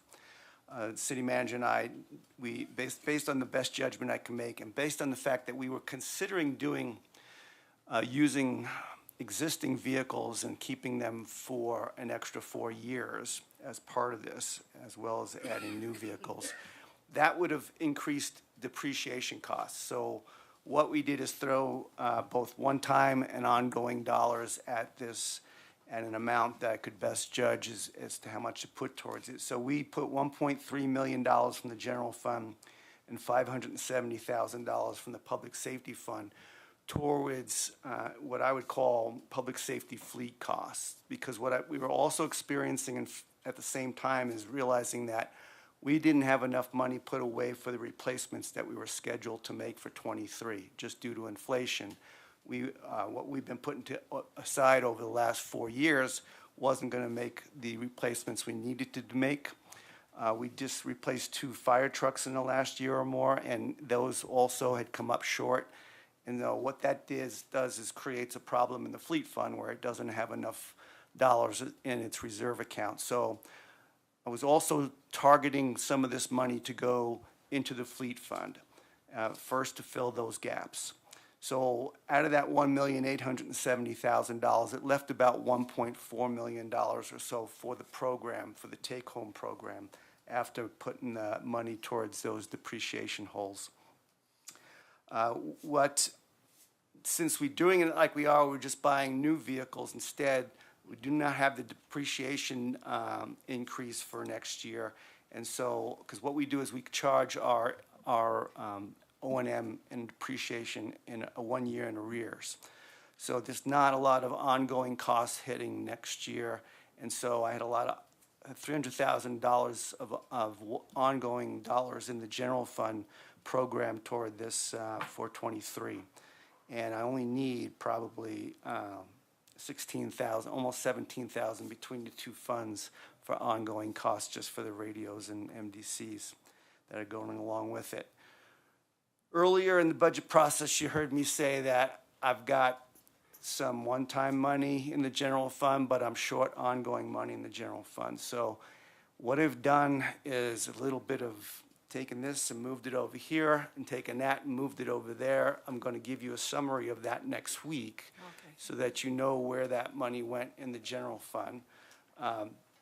That left a little bit of hole in of the $1.4 million. And so about a $30,000 or so gap, $33,000, I think. And so what we do need to do is add $50,800 from the public safety fund of one-time money to complete the funding for this program. That's not in the proposed budget currently, but we will also show you that next week when we show you the summary of any changes. And then again, like I'll show you what I've done is take that ongoing money and used it to fill any of the expenses that we've identified since the beginning of this process, which we will identify for you again next week, and I'll show you where that money's going. So I took the ongoing money from this program, moved it towards other ongoing needs in the general fund that weren't funded, and then took the extra ongoing one-time money in the general fund and moved it towards the take-home program. Everything's balanced. So wanted to let you know that, and I will give you a better summary of that next week. Are we going to be able to afford this in 2024? Well, that's a great question. Thanks for reminding me. So there is no guarantee, and I want to stress that to everyone here, including Dave and everyone who's put this together. This is a 3-year program pending funding availability, and there's no guarantee that we have that money in each of those next 2 budgets, but certainly we're going to strive to get that in there, but it's going to depend on, what happens during this year's fiscal year results as well as the revenue into next year. So nothing's guaranteed, but that's our goal, is to try to get this in place. I'm going to shift one more thing budget related, somewhat budget related. It's not 2023 proposed budget related, but there's a bit of news that came up in the last week that I wanted to relay to you all that you may have already heard or may hear about, but I just found out about last week. So yeah, we had a call last week from someone who called our switchboard and said, I think they asked for me, and they said they want to talk to us about the money that we're getting from the sale of the Broncos. And so I got that message, and I said, yeah, right, okay, thanks. So I said, I'm not going to worry about that. And then later that morning, we got a check for $980,000. So what this is coming from the Metropolitan Football Stadium District. And as part of the sale of the Broncos, I think when the tax was put into place to fund that stadium, and we were part of the districts that had to pay into that tax, the sales tax, I think the lease that they had with the ownership of the Broncos was that if they ever sold it, they would have to pay back a certain amount of dollars. A percentage of the sale would go back towards all those entities that had been contributing to that tax back in the early 2000s and late 90s, I think. So we got $980,000, and I got a letter that told us that under that agreement, we would need to use that for youth activity programs. And that was the extent of the... youth sports activity? I'm reading from the letter, okay. Youth activity programs. How many pickleball courts can we get out of that? We're going to get some more youth out on those courts. But anyway, so we obviously just learned of this, and so staff will bring back to you later, probably not as part of this budget process, since you're going to need to act on that within a couple of weeks. But we will bring you some options for consideration. The district, when I talked to the manager of the district, and he said what they're going to do is check back in with all the entities in a year to see what did you do with the money. So I think at a minimum, we may not have to spend it by then, but we may want to have a plan in place for what we're going to do with it by then. But some surprisingly good news out of the blue. So there you go. That is good news. Thank you. You bet. Go Broncos. Teresa, you have more for us. And our final agenda item for budget-related stuff tonight is your public hearing. So just for the record, it is a charter requirement that we hold a public hearing on or before October 1st. And we typically do that. It typically covers not only the 2023 operating budget, but also our CIP. So we recommend one public hearing covering both topics.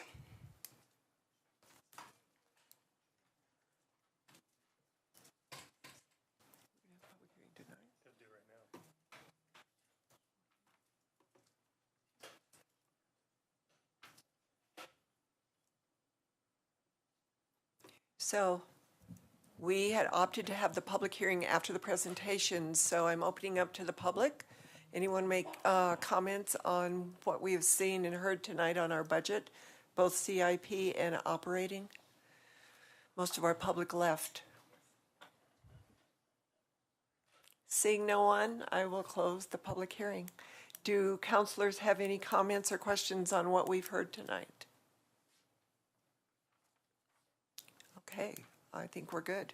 That is all for our budget. So our next presentation is the Zero Waste Resolution Alternatives. There are two alternatives here.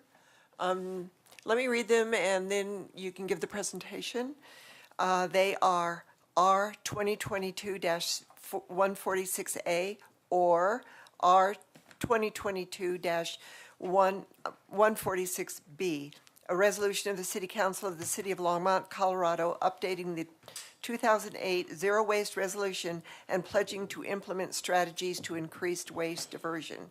So there are two of them that we have to decide upon. C is requesting direction from us regarding the disposal of 2 Longs Peak water nope. Oh, I'm sorry. I am getting these all under one presentation. I don't think you want that. So, go ahead. Can you hear me? I can. So I don't have a presentation tonight, but I did want to answer any questions that you have. I'd like to start with a couple comments first, real quickly. We decided upon 2 alternatives rather than putting it on the consent agenda, but they're ready to go. So if you choose one and want to vote on it tonight, that is your prerogative, of course. And if you would prefer to give us direction to come back with yet another version, we're happy to do that also. These versions are identical with the exception of the metrics. So the waste diversion numbers on the target dates of 2030 and 2050 are different. Otherwise, they are identical. At your direction, we took these versions and made the language stronger with regards to the intent to divert waste in Longmont. So we did make that change, but that is identical in both versions. I also wanted to mention that using the metaphor I used back in June, these are a compass. Either of these versions function as a compass.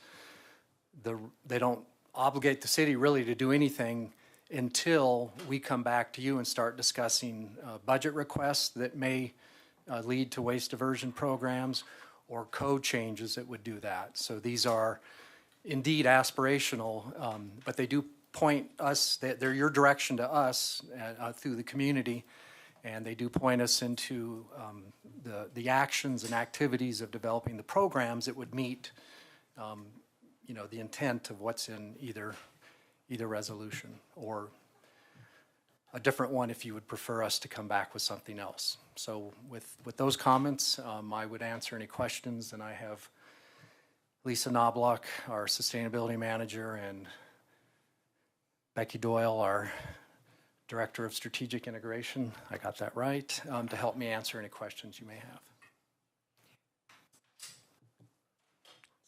have. Councilor Waters. Thank you, Mayor Peck. Real quick, and not for an answer tonight, and it wouldn't honestly be probably if there was a question at some point when a proposal came back to the council to make operational or implement some aspect of this. And I know we have or likely we'll see a universal composting ordinance come at some time, maybe by the end of the year. At that time, and when recommendations come back that are tied to the resolution we adopt, you'd be able to provide a fiscal note, I would assume. If you implement X, Y, or Z, here's what we would see as the cost to be and its implications for other things we're trying to get done in the city, right? If, I know just what, there was the line in here, page 6, at least in our version, line, I think 12 or 14, specifically in reference to permitting projects based on the kind of materials they're going to use, et cetera. And so, the question is, I wonder what the implications might be for our housing objectives. And before an action would be taken, hopefully that question gets asked and answered. Not for tonight, but you could do that at some point, I assume. Mayor and Council, yes, we would not only bring those back, but every alternative that we are going to explore is going to have a cost, just like doing nothing would have a cost. Yeah. So we hope to actually come back and discuss not just the financial and budget costs, but also what we think maybe would be some of the social costs to this as well. Yeah, great, thank you. So, yes. So you're looking for direction from us to bring this zero waste. Can you, this is a little bit of ignorance, but I also want the public to hear, what's the difference between 146A and 146B? So, let me see if I can pull that up real quick on my. I'm sorry, what's that? Yes, yeah, do you want to answer that real quick from your version? Thank you. Just hit this button, sorry. All right. Mayor Peck and members of council, Lisa Knobloch, Sustainability Program Manager. So the differences in the two, alternative 1, or version A, 14A, I believe, is a waste reduction goal of 70% by 2030 and 85% by 2050. And then alternative 2 is 75% by 2030 and 95% by 2050. And to just note one other small difference in those two also is the correlating avoided greenhouse gas emissions associated with the 85% and 95% goals. Councilor, Mayor Pro Tem Rodriguez. Yeah, thanks. Thank you, Mayor Peck. As noted, this is aspirational and a compass for the direction that we would like to see. And I think, in my opinion, aiming higher is probably the way to go when we've already declared a climate emergency. This council has. And so, to be consistent, I would prefer, and I move, Resolution 2022-146B. Do we have any discussion? Seeing none, let's vote.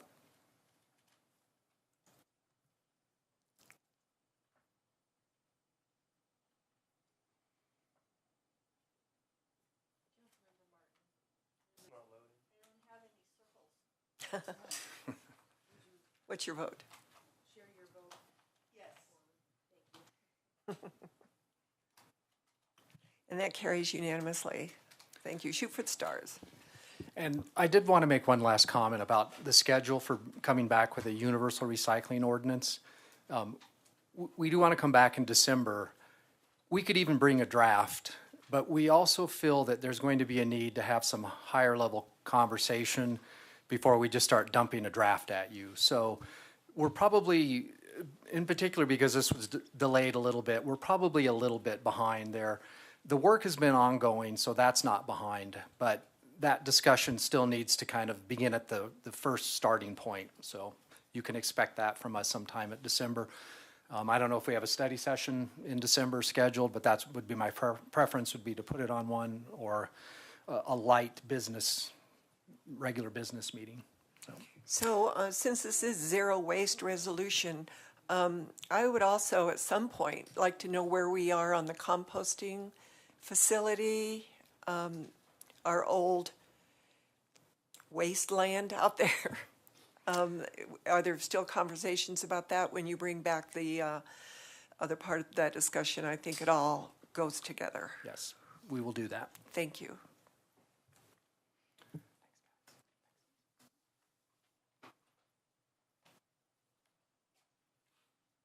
So now we are at C, requesting direction from City Council regarding the disposal of 2 Longs Peak water taps that are on the Double Six Ranch open space, but not needed for the management of the open space property.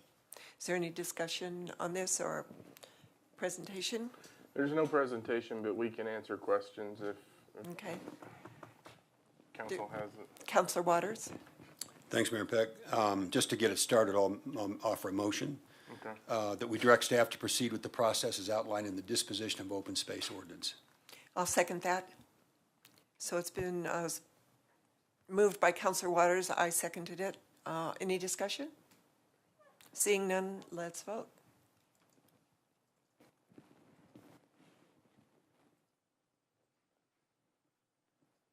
Did yours come up, Marcia? Okay. And that carries unanimously.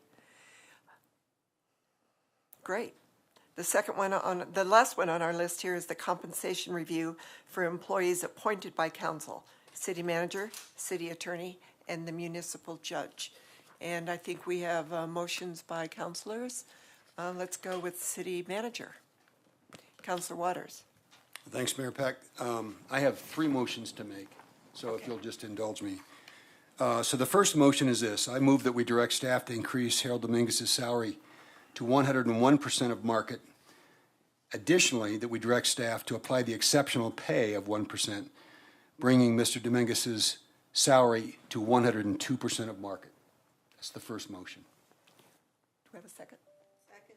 So it's been moved by Counselor Waters, seconded by Counselor Martin. Let's vote.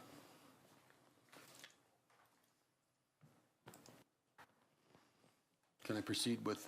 Yes, and that passes unanimously. Thank Go you. ahead. So the second motion is this, that Mr. Dominguez be given a one-time retention bonus of $20,000. We created a retention bonus program a year ago, and we would add to this $20,000 that if Mr. Dominguez chooses to accept that bonus before the end of 2024, he would repay it, but it would be a bonus to retain him through calendar year 2024. Correct. Second. All right. That motion was made by Counselor Waters, seconded by Mayor Pro Tem Rodriguez. Let's vote. That passes unanimously. A third motion, I move that we authorize Mayor Peck to sign the contracts for all three of these employees once the contracts are ready for signature. Thank you. That's been made by Counselor Waters, seconded by Counselor Martin. Let's vote.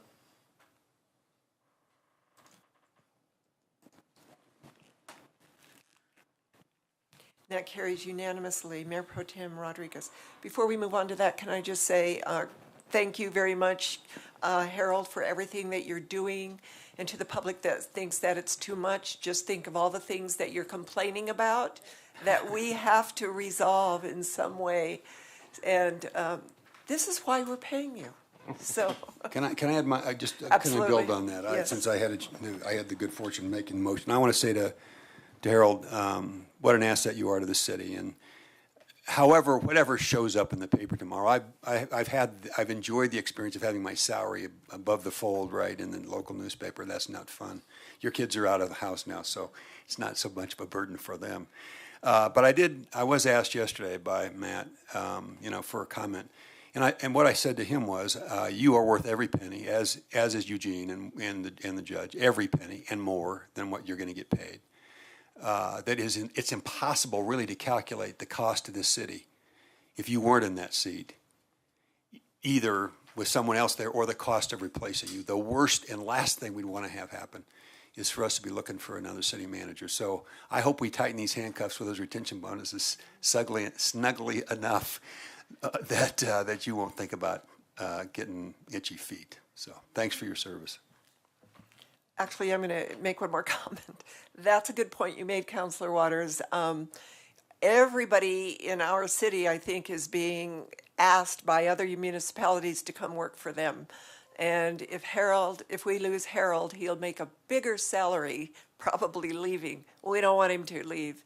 So if you think this is a lot of money, it's not nearly what it would be to replace him. So, and we wouldn't get the expertise, the historical value, the love of the city. So thank you. Mayor Pro Tem Rodriguez. Thank you, Mayor Peck. I'd like to move to direct staff to increase City Attorney Eugene May's pay to 101% of market, and additionally direct staff to apply the exceptional pay of 1%, bringing Mr. May's total to 102% of market. So that's been made by Mayor Pro Tem Rodriguez, seconded by Councilor Yarbrough. Let's vote on the salary. And that carries unanimously. Thank you. Thank you. I have one additional motion. Similarly, I would like to move that Mr. May be given a one-time retention bonus of $15,000 that he would be required to repay if he does leave prior to December 31st, 2024. So that's been moved by Mayor Pro Tem Rodriguez, seconded by Councilor Martin. Let's vote.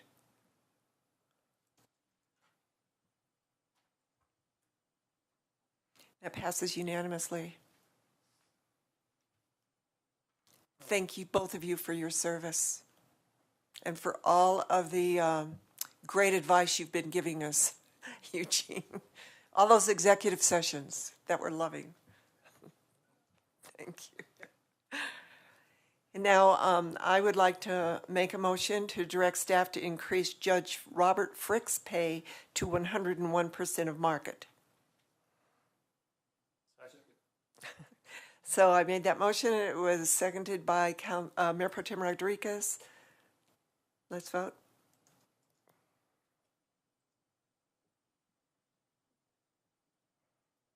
And that carries unanimously. Additionally, I'd like to move to direct staff to apply exceptional pay of 1%, bringing Judge Frick to 102% of market. So I made that motion, and it was seconded by Councilor Waters. Let's vote.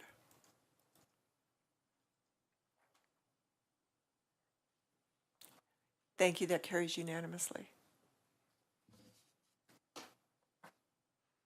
So it's our final call of public invited to be heard. Is there anybody in the public that would like to come speak on any subject? Seeing none, I'll close public invited to be heard. We are at Mayor and Council comments. Do we have any comments? Councilor Waters? How did you know I was going to buzz in right there? Thank you. I'm just Mayor used to it. Just a question, first of all. Harold, this is not going to surprise you, but I do think that the question deserves a public response. A few meetings ago, we authorized $40,000 out of our contingency fund to cover the cost of making operational a communication plan via a contract with VIA, through a contract with VIA, for LHA residents. And we haven't heard anything about it since then, other than some feedback from advisory board members who are concerned. Could you just share publicly what the plan is to get that contract executed? Yeah, so there was a bit of a question on purchasing or how we would approach it early on. We did identify the contract with VIA that we have through Community Services. Eliberto has sent me the contract with the language that he worked on along with Phil Greenwald. And so I think they're working with Tim Hull on that one. And so it looks like it's pretty close. I just had to make one change in terms of the term, because you all said 40,000 to finish the year and go to the end of 2023. And I just made that adjustment in this and sent that to them. And so they'll work with them on getting it finalized. And then that's one that staff can sign, because staff signed the original contract. So Is this going to take days, weeks, months? I think what I'm looking at, we're pretty close, so we should hopefully have it no later than mid next week. But I'm going to shoot for earlier than that. I think the intent, when we talked about it, was have this ready to go in October. So I think that's important to expedite. And I know you've got other things. And I know Lisa, just so you know, Lisa's conducted surveys with residents to determine where they want to go, what stores they want to go shop. Yeah, good. And so that work has also been done while this is being worked on. So surveys are back, and we know based on location where folks want to go. And this looks pretty clean to me, so I've got to get Eugene and Tim to do that. Just a second then question for you. I know this is kind of a hot potato issue, but I think, at least I'd like to know, is there a time, and do we have a plan for giving us a chance to talk with one another and with you and with Eugene, our public safety staff, and anybody else in the community? We heard tonight from residents expressing their concerns about crime. It's hard to bite my tongue and say, do you understand some of the context in which our police officers are working that are a result of what our state legislature did in 2020 in the name of or in the interest of criminal justice reform? And we've had a lot of kind of sidebar conversations about how we weigh in, what we'd like our legislators to hear, the kinds of amendments that we think need to be made to legislation. And I'm certainly, there are a variety of ways to think about those. But is there a time when we're scheduled to have that conversation? I'm trying to look at my schedule now. Can I just jump in here? Sure. Because when you brought up the pickleball issue at the beginning of the meeting, I was thinking about the crime and how many other issues that we've been brought to us from the public that we don't have the opportunity to sit down and explain our position.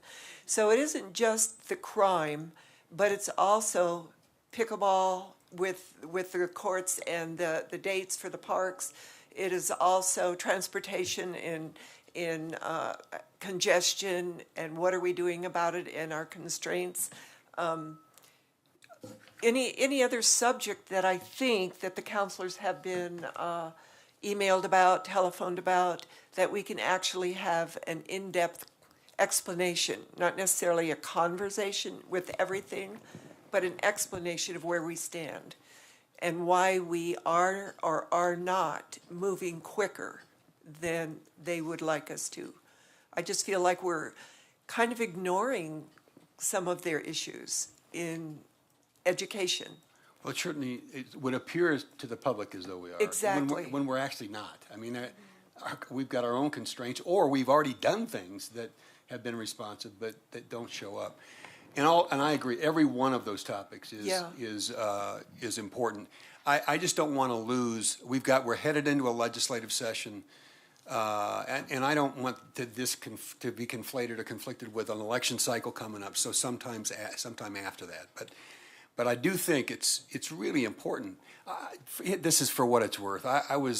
We have some concerns in my neighborhood that the HOA invited one of our police officers, and our police department is so responsive. For anybody who would like the same experience, one of the officers who patrols our part of town met with the residents who showed up for this neighborhood meeting and just did a fabulous job. Melinda, whose last name I won't remember, police officer, so give her kudos.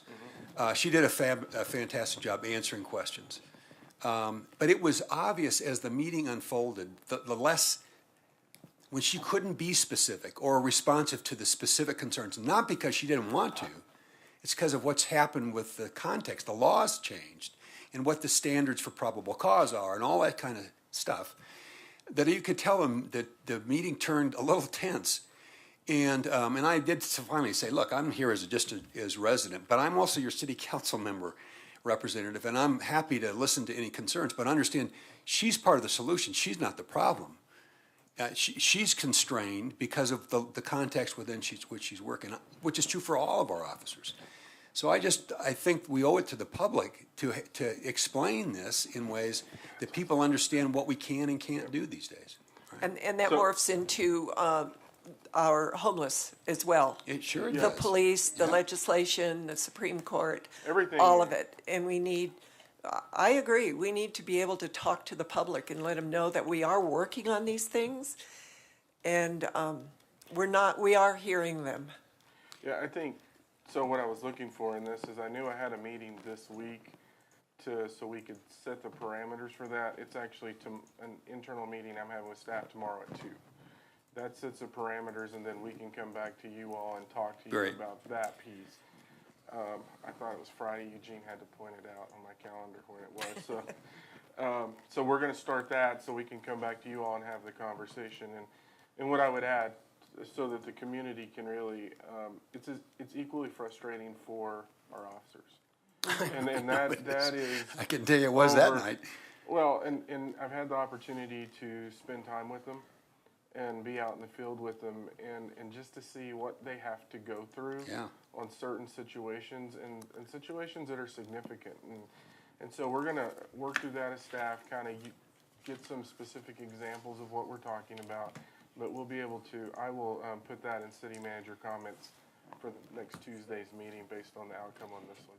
And we heard it tonight, and we certainly read it in newspapers, and we see it in the TC line, and somehow that Longmont's lost its way in terms of public safety, without any understanding of the fact that Longmont sits in a state that the state legislature passes laws with which our police officers and we have to comply.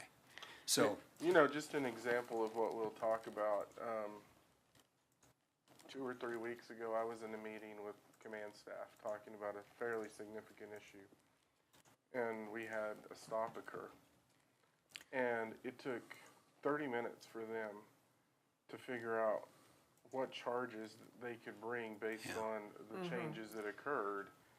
And so that's one of them that we're going to look at and see, can we use that as an example? Because, that was significant for me to see that. What we talked about afterwards is that's daily for them. Yeah. And they're having to talk to their assistant chiefs. Convene a committee meeting to decide what charge you can bring. That's nuts. So tomorrow at 2. Yeah, great. The last observation is,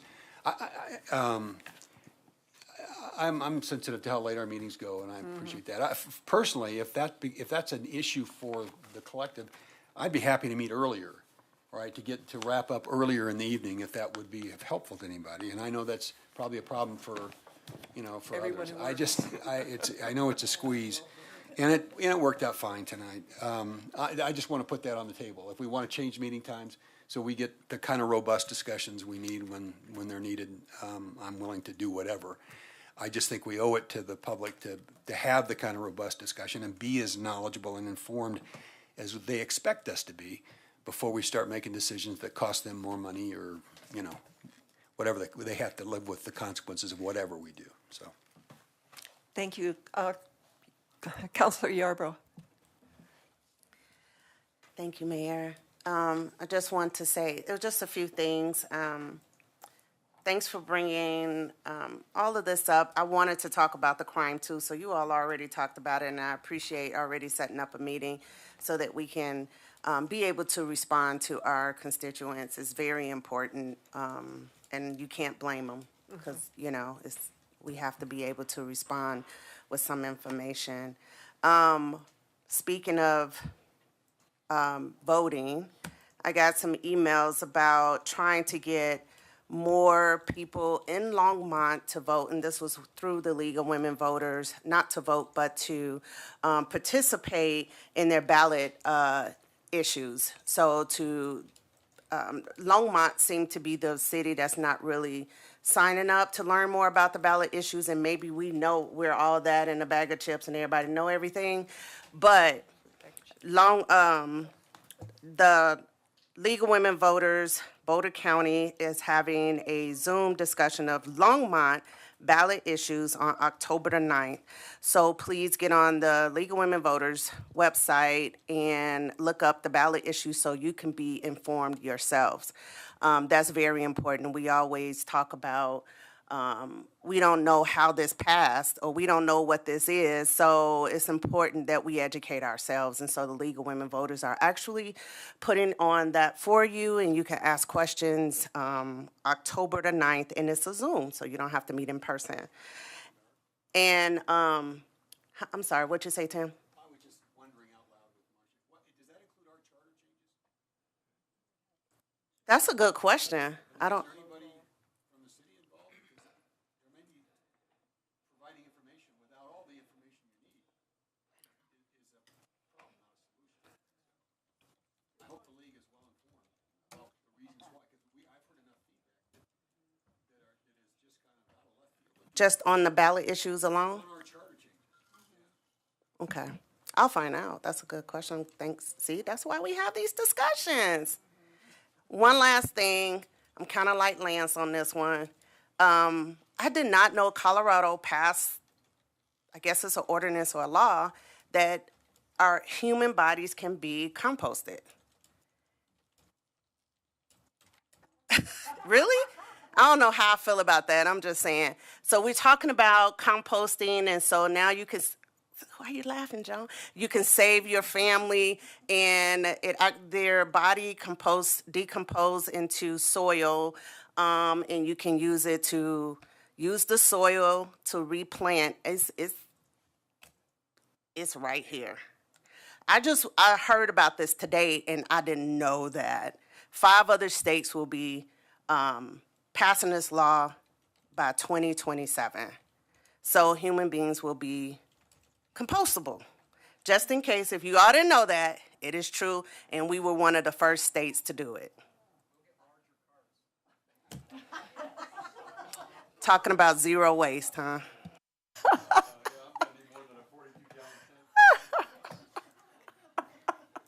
I've heard of that law as well, Shakita.